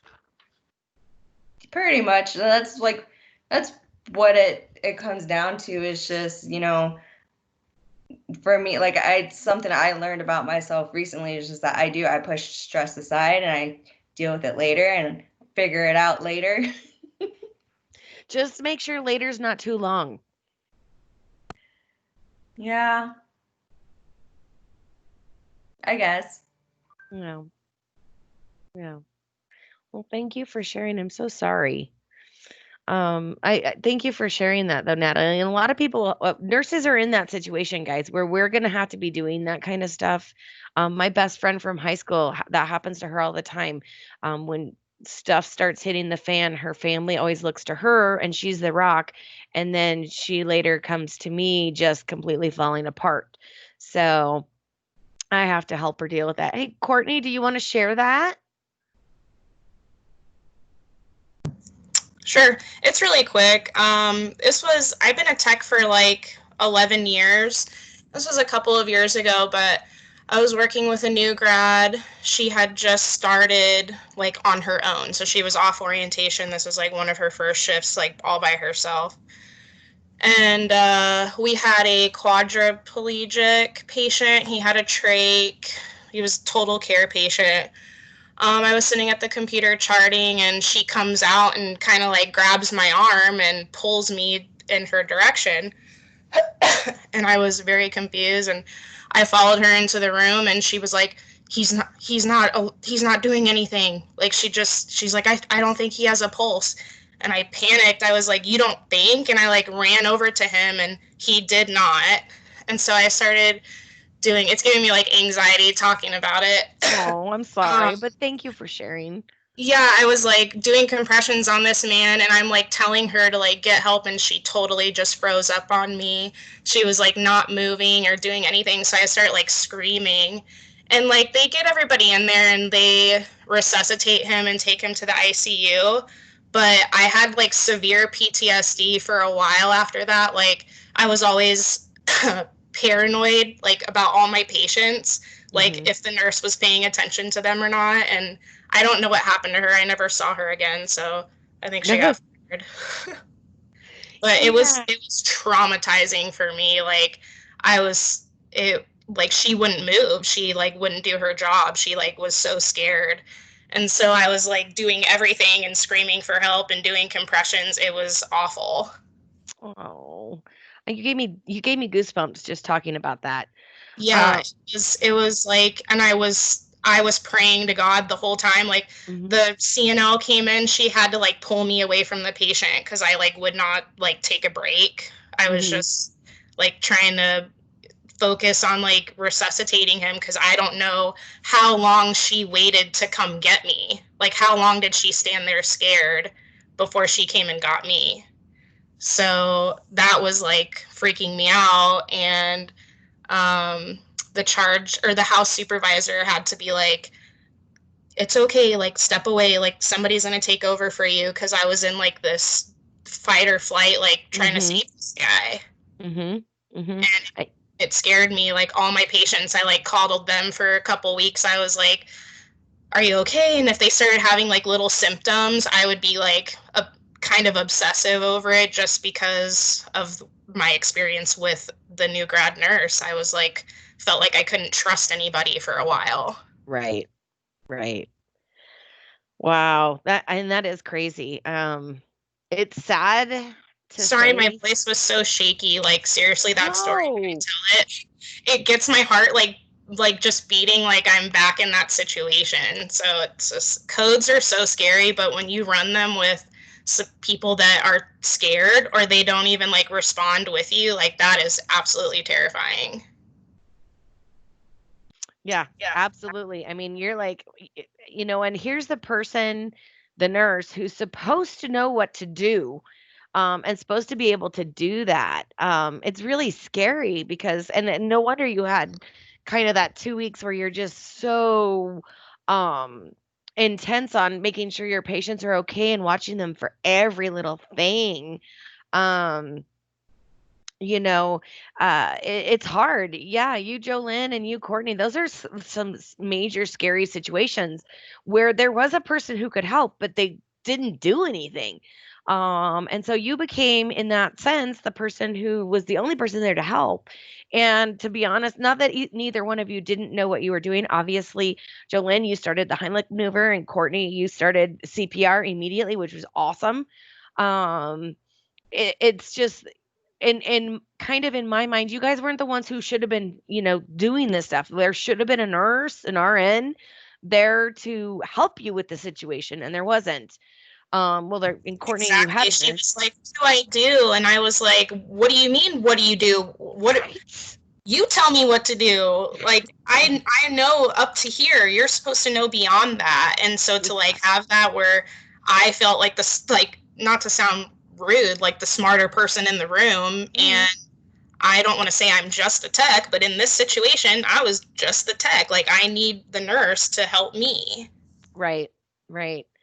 And you started the chest compressions. Somebody needs to call the code, get the crash cart, whatever needs to be done. And yeah, the fact that she had to go to you and like, I don't think he has a pulse. Like, does he or does he not? I mean, you guys all did your health assessment. We all know how to check pulses. You all know that there's multiple spots you can check. So if you check one place and you find that there's no pulse, check another spot just to be sure. I told you about the patient we got from the ER that didn't have a pulse and it was on a pacer. So I checked a radial pulse. There was not a radial pulse. We went to the femoral. There was no femoral pulse. We started the code. So, but I want to thank everyone who shared. Those are really hard stories, and I know some of you guys have never had experience yet, and I hope this doesn't scare you guys too much. Part of the reason I wanted to do it is to share some situations where you've been in stressful situations. Also to allow those of you like Jolynn and Courtney, I mean, obviously, Natalie, I know you traumatized, to allow you guys to talk it out. Because sometimes this is literally, guys, when I talk about debriefing, this is debriefing. This is what we do, and talk about and allow you to share your feelings in the situation. And Courtney, obviously, I mean, I can tell you're angry at that nurse and you have every right to be. And that's okay. And so this is the kind of thing that you guys should do for each other when you're nurses starting out, to help support each other and get through that. So, um kind of moving on from that, because that was like really emotionally heavy, and now we probably need to do the guided imagery again to help us relax. But so those are some things that we do. So guided imagery, progressive muscle relaxation, journal writing, debriefing. What else does anyone do, like you guys personally, that you do that you can help you deal with stress? And feel free to unmute and tell me, or yeah, you can nap. Shanae, that's just denial right there. Nathan, playing sports. Okay. Working out. That is a common one, Andrea. Going to the gym. Crying, Jessica. That's an awesome one too. Going on walks. Run. Running is common. So any kind of exercise is very common. So playing sports, going to the gym, run. Um, Sometimes it just lets your mind goes numb and your brain is subconsciously processing. Music, what kind of music, Courtney? Hopefully not like AC/DC or Metallica. That might not be stressful. Eating, yes, you're right, Adriana. Some people do eat to deal with stress, not always a healthy coping. Going on drives. Drive with the dog. That's awesome, Nathan. Okay, Courtney, that's okay.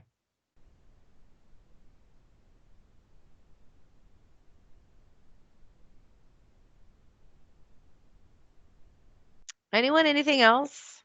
No, not medication, non-medicinal. Dog, Liera, I have to agree. We have 3 dogs, and our puppy, who just turned a year old a couple months ago, she has been like, in the last year, I've had a lot of stress and things going on in my life, and felt very down. And she's just been makes me so happy. Sean, daughters are a good one. Mm-hmm. I like water. Water. I like being around like lakes or rivers. Um, it just kind of relaxes me. Mm-hmm. And then you have to go pee. But that too. Yeah. No, Natalie, a hot bath even. How many of us take hot bath? Um, Dr. Teal does the Epsom salts, guys. And Teal's Epsom salts are awesome. They have a relax and relief, a rejuvenate one with different scents. Does anyone do any oils, essential oils for stress or anxiety? Lavender. See?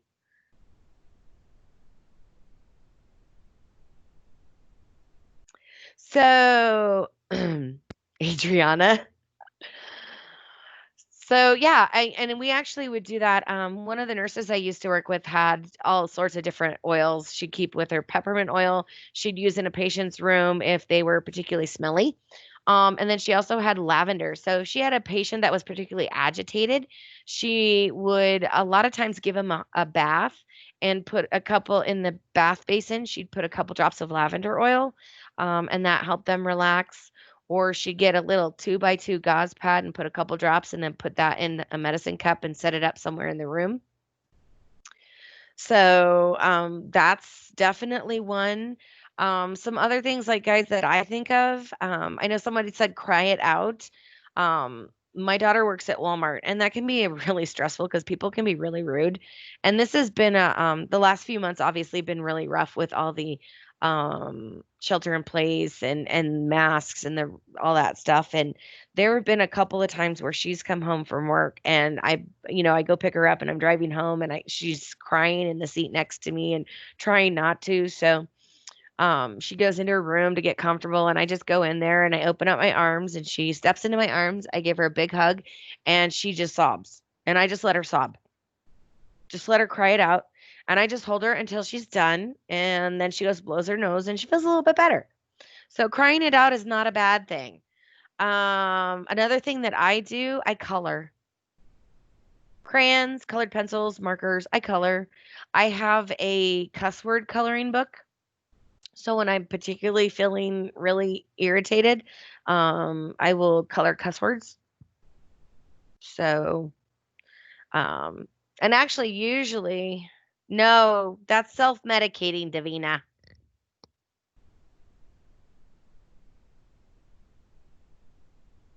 Okay, good. Whew. No, every once in a while, there you go, Liara. There have been times, no, I will admit, Davina, there are times where I've had a really, really rough day and I've come home and I've had a glass of wine or something like that. So once in a while, yes, I have to be very careful with alcohol use though, because um my dad, as I talked to you guys about just a little bit ago, he was an alcoholic. He became an alcoholic after serving in Vietnam. And then my mom is a recovering alcoholic and she has been sober for 30 years now. So if you have one parent who's an alcoholic, you have a 50% chance of becoming an alcoholic. If you have two parents, you're pretty, so I'm very careful with the alcohol myself. But yeah, coloring is such a great stress reliever. Maybe you guys play games on the computer or play games like PlayStation. Just kind of let your mind stop consciously thinking and let your subconscious take over, right? So these are all ways that you might implement. So, yes, arts and crafts, unless you get frustrated with them and it creates more stress. No, a couple other things that you guys might haven't thought about. Pimple popping. There you go. I love Dr. Pimple Popper. Doesn't relieve my stress, but I really like it. Um, they're the new latest and greatest, and we haven't been able to do it much, but rage rooms. That kind of goes along with like going to the gym and exercising or boxing. But going to a rage room and just breaking the crap out of things. Definitely a way people can deal with stress. I know Dr. Carp and I were having a particularly stressful week, and we were chatting with each other, and yeah, Christina, my daughter's, and as soon as some of this COVID-19 stuff goes, as soon as things go back more to normal, my daughter and her best friend want to go there and break stuff. And I can't say that I blame them. There are sometimes I feel like breaking things. Where was I going? Breaking things, and then so Dr. Carp and I were having a particularly stressful week, and we're talking with each other, and we've decided at some point in time when we can, we're going to go out. There's a place that you can do axe throwing. So instead of doing the rage room, we're going to go throw axes. So, that's another thing, but it's in a controlled environment. So, we're not going to kill each other, hopefully. Although my aim is not good. So I told her, don't stand behind me. Because I might accidentally hit you. So anyways, so that's kind of some of the things. Anyone have anything else? And even if you think it's like the weirdest thing in the world. Uh-oh, Jeanette. I don't plan on drinking. Planting, gardening, massage is always good. Bounce back at him. Yeah, I could see that. Baking. Oh, Belle, I love to bake too. I do find that very therapeutic. Acupuncture. Acupuncture, gardening. I totally get that, Adriana. Doing makeup, Lyra. There you go. Facials. Oh, spa days. Okay, so I got Nathan said he does sports. Jesus, Tim, Kevin, Sean. Oh, Sean, you talked about your daughters. So Jesus, Kevin and Tim, what do you guys do? We're all talking about girly stuff. What do you guys do to help with stress? Yeah, martial arts about physical stuff, a physical release to get out your frustrations, right? Music, Tim, you do music. That doesn't surprise me. You're a music kind of guy. Okay, basketball. Fish, Jesus. The problem is then you have to have the time, and if you don't have the time, you got to find something else that you can do quickly. But I get where fishing can be completely relaxing all by yourself, out doing nobody bothering you. I've been trying to get my husband to go out fishing. But first he has to get a fishing license. I got him all this nice gear. I got him a new rod, a new reel, some new gear, and he hasn't gotten his fishing license. So that's quite annoying for me. Awesome. Thank you guys for sharing all those things. I've been known at times when I'm really angry and stressed out, I will take music is always good. I will take a pillow and I will beat the shit. One time my husband walked in, I was in our bedroom, I grabbed a pillow and I was just taking the pillow and beating it on the bed. And I was just, yelling and just, rah, rah, rah, rah. And he walked in and he's like, what is going on? And I started crying and I just talked to him about what was going on. And so, that was one of those things. So I want to, you know what, guys, we've been really doing like some heavy stuff here. So I want to actually find something for you.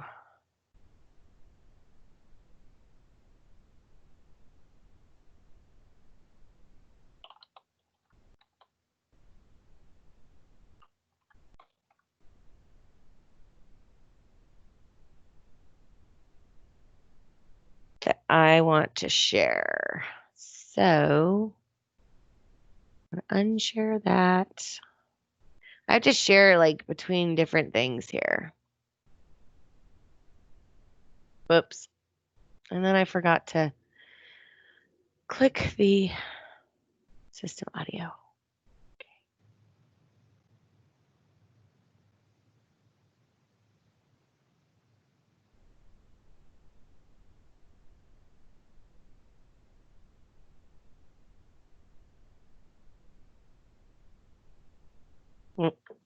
Let me make sure I get the YouTube off before I do that, because otherwise it might go somewhere else. Okay. Anyways, so I wanted to share that with you guys because I really that song speaks to me. I don't know if you guys, if any one of you have heard of the Piano Guys. That's who that was. That's the group. For those of you who like instrumental music, they have some awesome stuff. I got to see them a couple years ago in concert, and they were number one phenomenal. And that was a new song that they had just released, and the concert was just like that, where they had the words up and we were all singing. But anyways, the song just kind of a reminder that things are going to be okay. Um, yeah, that's Steven Sharp is the cellist and John Schmidt is the pianist. And then that's Al Vanderbeek was at the vocals, and then Paul, I believe, is the videographer. So, but yeah, if you guys get a chance, look up the Piano Guys. Really, really awesome. And they do a lot of mashups. So they'll do like, Michael Jackson and Bach or something like that. So it's really kind of cool. But that song in particular is an original song that they wrote, and I just really feel like it's very moving. It's very much a reminder that things are gonna be okay. Um, they may not feel like it, but they will. So I just thought that would be a good thing to share with you guys. So okay. Moving on. Ugh, I'm talking about. Okay. So sometimes stress overwhelms a person's usual coping mechanisms, and demands mobilization of all your available resources. When that happens, you're in a crisis. Okay. So when your coping mechanisms, everything you can't cope, you're overwhelmed, and all of your resources, you're in a crisis situation. Okay. A crisis creates that turning point in your life, because it changes the direction of your life in some way, shape, or form. So the precipitating event will usually occur about 1 to 2 weeks before the person will actually seek out help. But sometimes it can occur within the past 24 hours.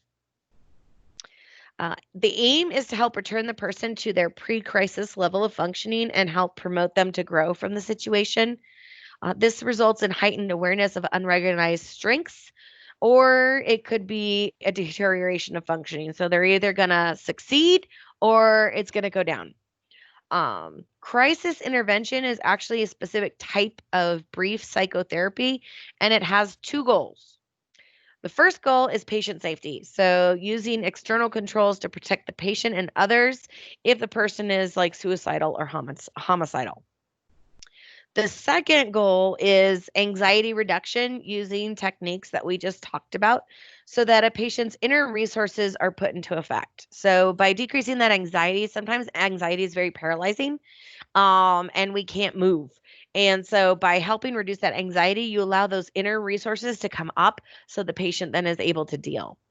And you help the patient make a mental connection between the stressful event and their reaction. Okay, this happened and this was my reaction. And being that sometimes a crisis can happen 1 to 2 weeks before the precipitating event comes 1 to 2 weeks before the crisis situation might. That's something that they may not think. They may like, I don't know why this is going on. What happened 1 to 2 weeks ago? Did you have something happen the last month? Or the last couple of weeks that was very stressful for you, and that might help them determine, oh my gosh, yes, this happened. And sometimes they're unable to see this situation very clearly, so by helping them determine what the situation is and being able to work through with them the different resources they have, they will then be able to move forward. Help them explore their coping mechanisms, maybe identifying new methods of coping. Some of you, we talked about different methods. You guys all have different ways that you do things. They work for you. Maybe there's something that you guys have done that I haven't tried that I'm going to try. Maybe there's something that I've tried that you haven't, or maybe another classmate is like, oh, I do this, and you're like, maybe I should try that. So helping them figure out, okay, this is what I have. What else can I use? And then the final stage of adapting to a crisis is acknowledging the long-term implications. Like, okay, this is a crisis. This is what's happening. The long-term effects could potentially be this. losing a job. Long-term effects could be financial strain, having to look for a new job, maybe having to move, sell your home. So those are potential long-term implications. Now, what do I have to deal with that? Do I have my resume together? Okay, I've got my resume together. Now I need to put it. Where am I going to put it? Maybe Indeed, LinkedIn, Monster, some of those websites. So, and it's helping them kind of adapt to the situation. So, and then evaluation, it's, things through the patient's eyes. You want to ask the patient about their sleep patterns. Are they sleeping better? How's their appetite? Are they eating better? Are they able to concentrate? How do they feel about the coping strategies? Are they helping? Are they not helping? Um, Coping with stress takes time. This is not going to be an immediate relief thing. It's going to be a long term thing. And you have to tell your patient it might take a couple, a few weeks to get through this. And you want to keep the conversation open with the patient. Patients who are under severe stress or trauma often experience feelings of powerlessness, vulnerability, and loss of control. So, in the situation like Courtney and Jolynn, in your situations, you weren't the patient, but you felt powerless. You were vulnerable. You didn't have control. You were trying to do everything you could, but you knew the situation was not good and that you needed more assistance. And then getting that was not there. So it's going to cause you severe stress in the long term and even some trauma in the long term because of that. So.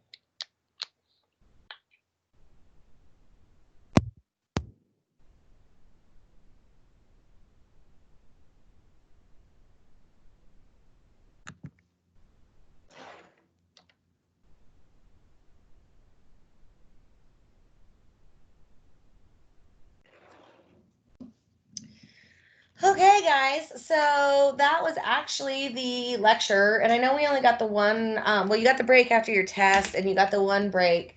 We've got a test review this afternoon, so this afternoon, the test review is only going to be on pharmacology, because next Thursday, the 18th, you do not have a test in fundamentals. You only have a test on Monday next week in pharmacology. So hopefully that reduces stress for some of you. So we have time. We're gonna actually, you know what? I need to use the restroom. So let's take a little 5-minute break, guys, and do that real quick, and then we'll come back to the Kahoot, and then we'll be done. And I'll see you guys at was it 1? I think we have it set at to do review for farm. Okay.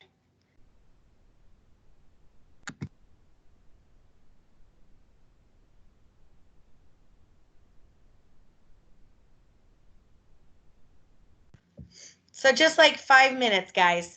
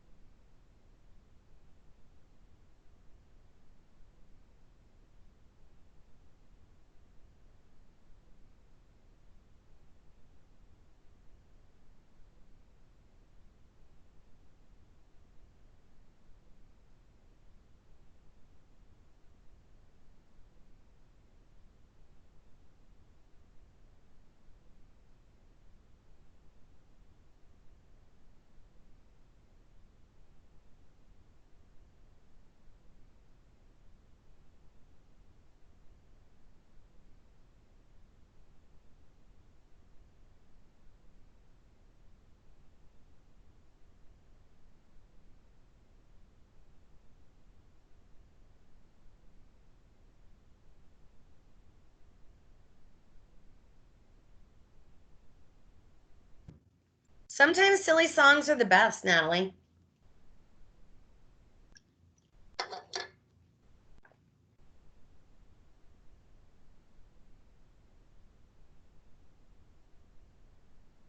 I'm sorry, what'd you say, Professor?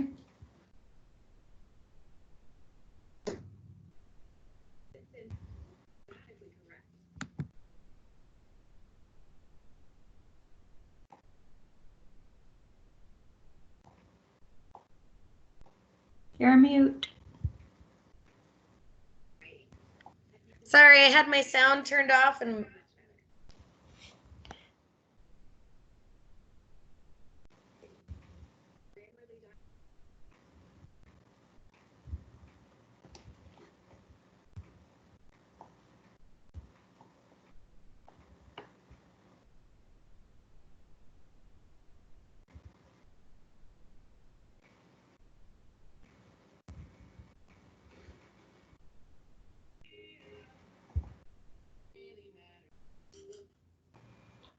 that is silly, Natalie.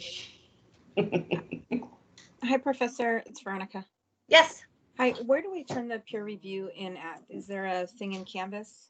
No, email it to me, please. Okay. Yep. Through Canvas email, of course.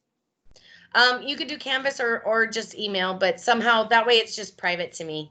Okay, great. Thank you. Mm-hmm.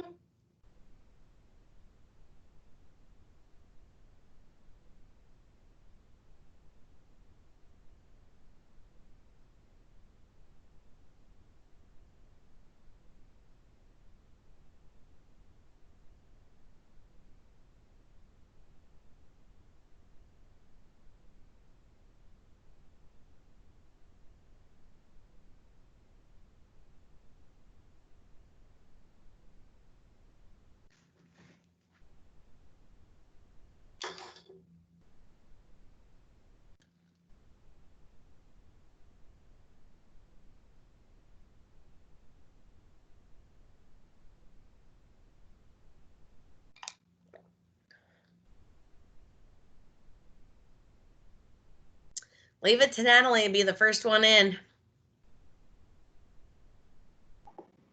I didn't move.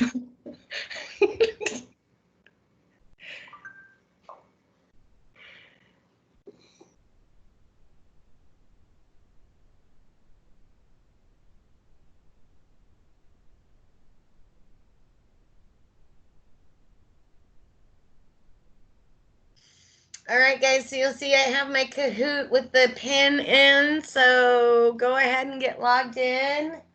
It's about 19 questions I think I did.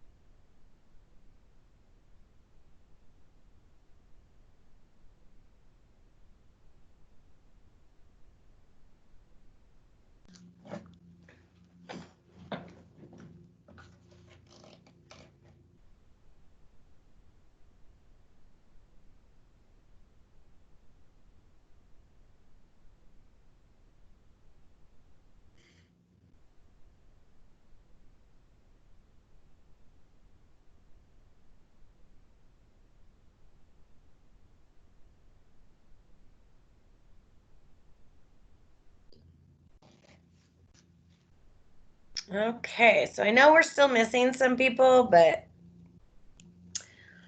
not sure what's going on there. And now, see, I get up to a number and then I lose people. Oh, okay. Well, Haley, if you can just want to play along, I'm going to post the Kahoot later on. And if you just want to play along without actually being logged in, that's fine. Sorry, Hayes.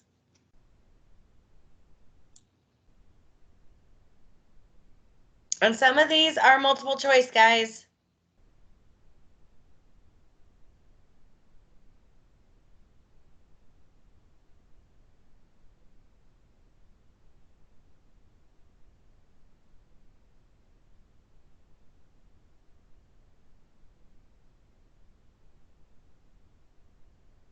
Liera's got your back, Hayes.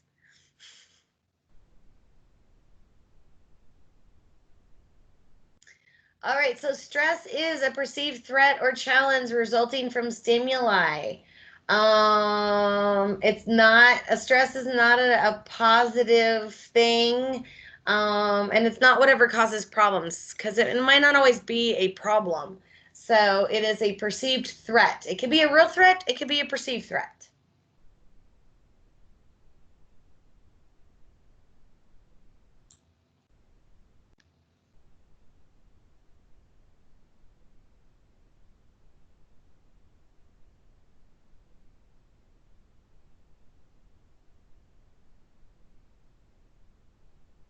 Oh, I'm sorry, Jolene.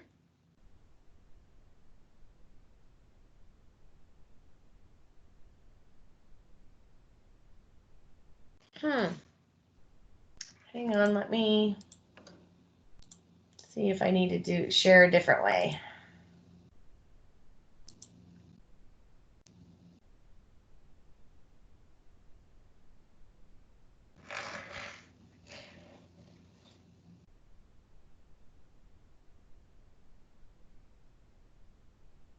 So I'm sharing it a different way, so maybe that'll help, guys. So are all stress bad? It's actually not. Not all stress is bad. Some stress is good. Some stress makes us grow.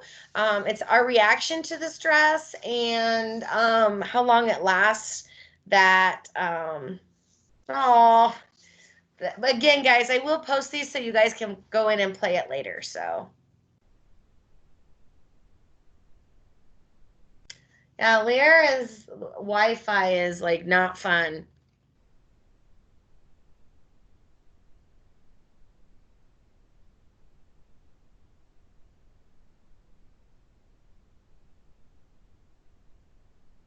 Just trying to be helpful. So stress can make you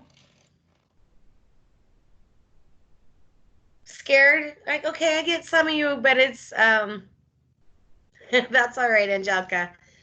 So stress can make you irritable. Natalie, I think, was a perfect example. How she had the stressful situation with her friend. I mean, that's beyond stressful, really. And then she was getting angry at her husband, being mad, and so irritable. Common reaction to stress. I know I do it too.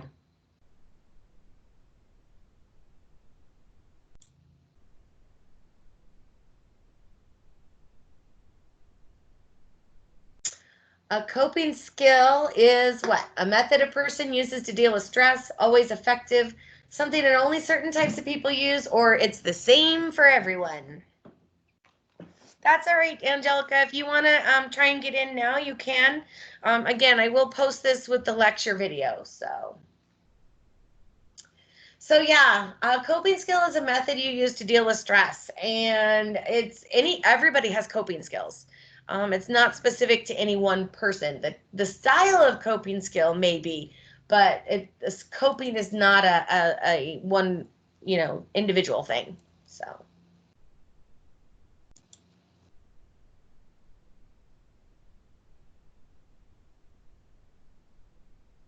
What is coping? Is it how we deal with stress, how we deal with mood swings, how we deal with anger, or how we identify our needs?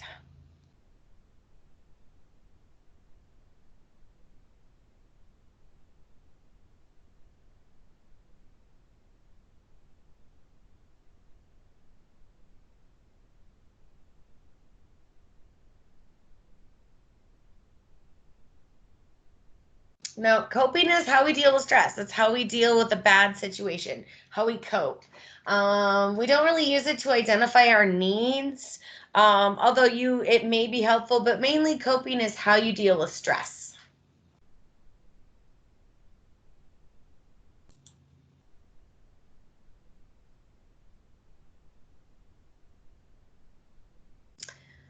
Frequent stress might have an impact on breathing difficulties, decrease in immune system, all of it, or insomnia.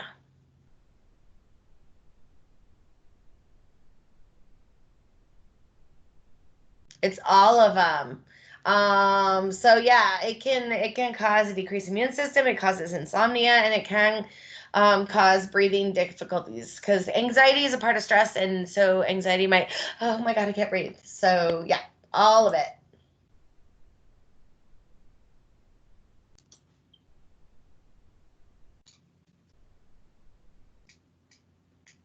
Stress management skills are, or stress management skills help you manage your soul and the culture you're in, help you manage stressors in a helpful way. John Cena or a therapist.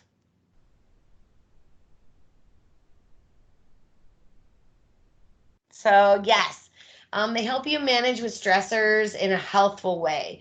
Now, it might, but stress management might help your soul, but it's really not going to help your culture because a culture is a large group of people. And I'm going to guess who picked John Cena. I'm pretty sure I can guess who that was.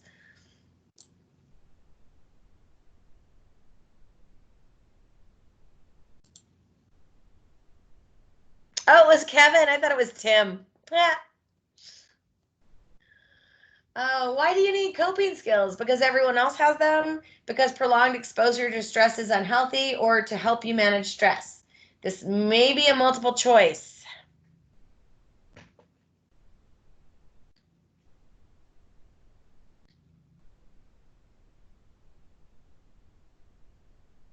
So yes, good job, guys. Everybody got at least one of them. So yeah, coping skills help you manage stress, and then we also use them because prolonged exposure to stress is unhealthy.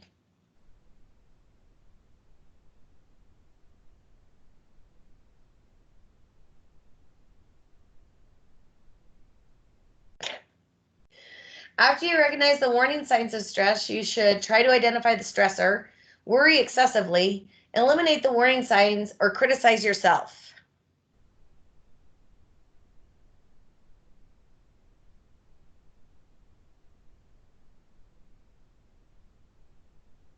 Yep, identify the stressor. Okay, I'm stressed. Now, why am I stressed?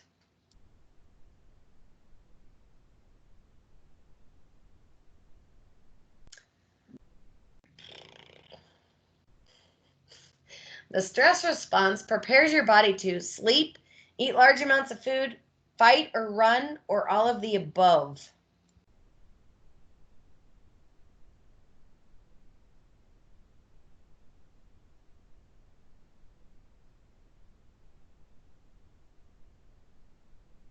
Fight or run. So for those of you who are picked all of the above, it's not going to prepare you to sleep because we're talking about the stress response. The first thing is the alarm stage, so the gas. We're not going to sleep because you're not going to be able to fight or flight. And then eating large amounts of food is not going to happen because actually your body's going to take all that blood flow and put it into other organs, the stomach not being or intestinal tract not being a very important area. You will break down energy, but you won't be intaking a lot of energy.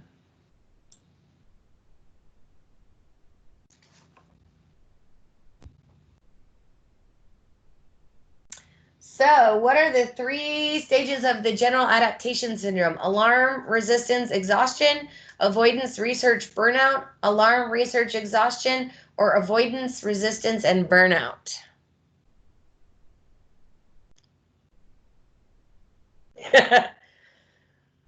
It's alarm, resistance, and exhaustion. So, remember, alarm, your body goes ding, ding, ding, ding, ding, and everything goes crazy. And then in resistance, it's going to try and resist the stress and go back more to normal. And then exhaustion is when you've just been doing it too long and your body can't keep up anymore. I'm not going to tell Veronica.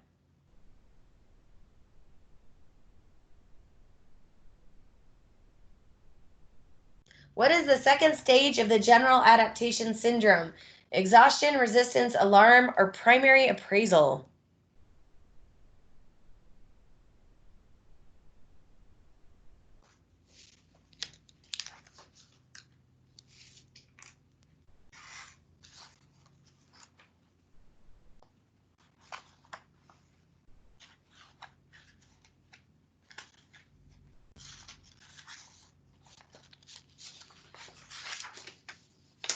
So resistance is you alarm, you got resistance, and then you go into the exhaustion phase, potentially. Now, it doesn't always happen that way, but it's potential.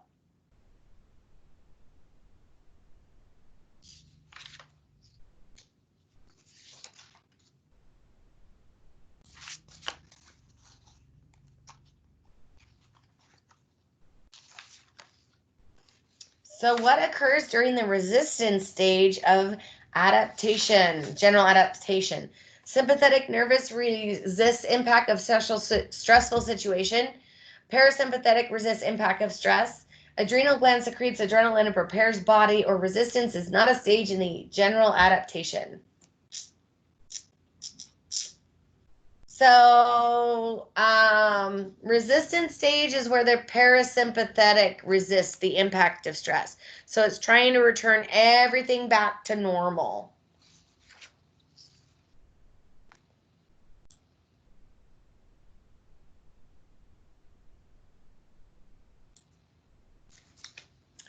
Excessive time in the resistance stage of general adaptation syndrome can cause stress-related diseases like ulcers or heart conditions, false sense of self, improved health, or fixation in denial.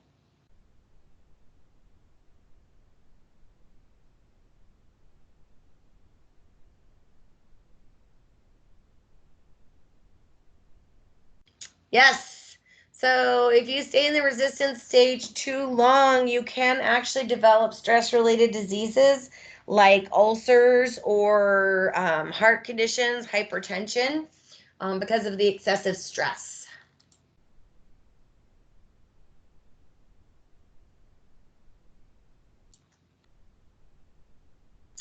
In which stage of the general adaptation syndrome is resistance to stress lowered? The resistance stage, the alarm stage, the exhaustion stage, or the defensive stage?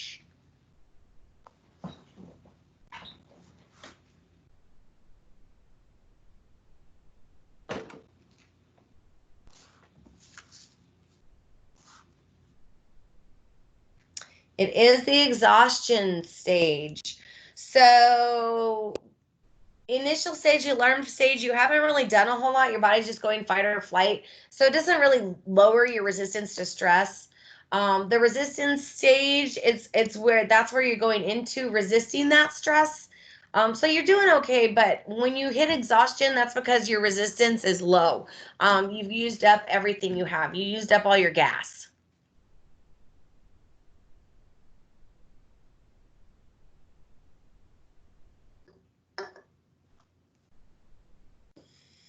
All right, the fight or flight response is seen in the blank stage of the general adaptation model: alarm, exhaustion, arousal, or resistance. Alarm. It is the alarm. Fight or flight, it's the first thing. So it's the alarm that happens. The alarm bells ring, and then you resist things, and then you're just too darn tired. So that's the alarm stage, is where your fight or flight is. It's that initial, oh my God, response.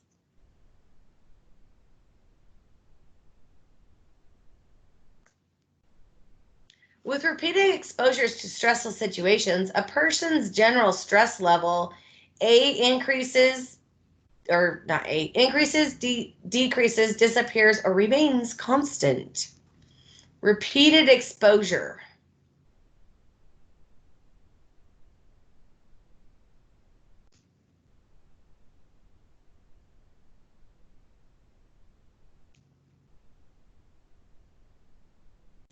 It decreases because you've got good coping mechanisms because you've been so exposed. So yeah, it helps you adapt to new coping mechanisms. I know, crazy, right? There's no change, guys. There was no change in this top group. Crazy. In general, stress events are less stressful when they are predictable and uncontrolled, unpredictable and uncontrolled, controllable and unpredictable, or predictable and controllable. White, Adriana?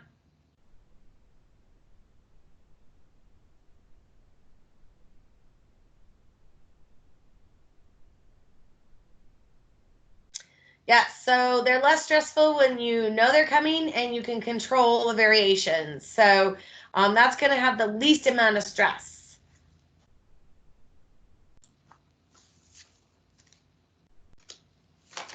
Oh, J-Love's on the rise again. Efforts to reduce stress are known as avoiding, reducing, coping, I know not of which you speak.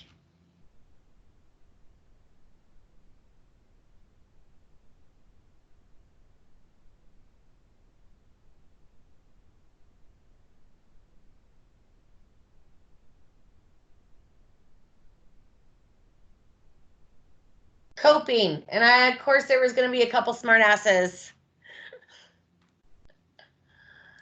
And that's fine so long as you guys are aware that it actually is coping.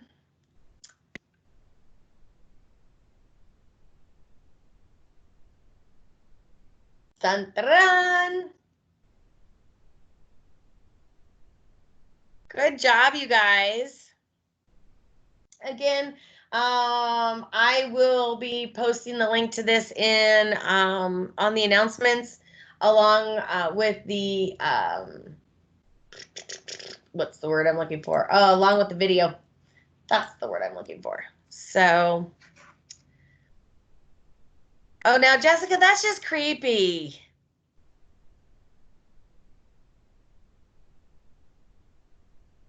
Orson Welles. Oh man. Ugh.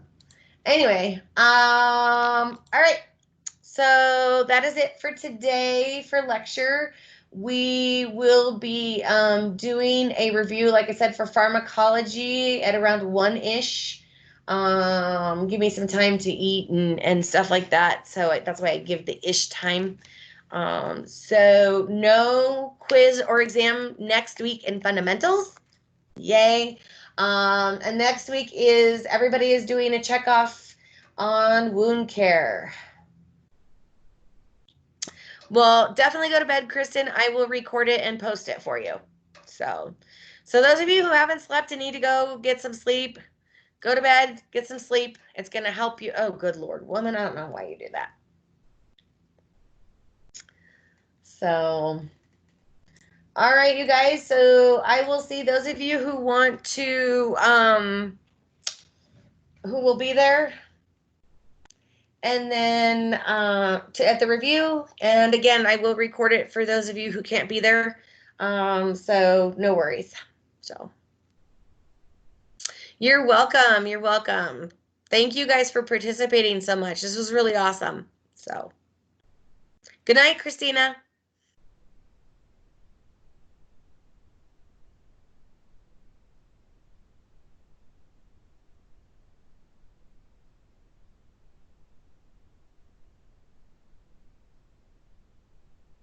You're welcome, guys. I'll see you all later.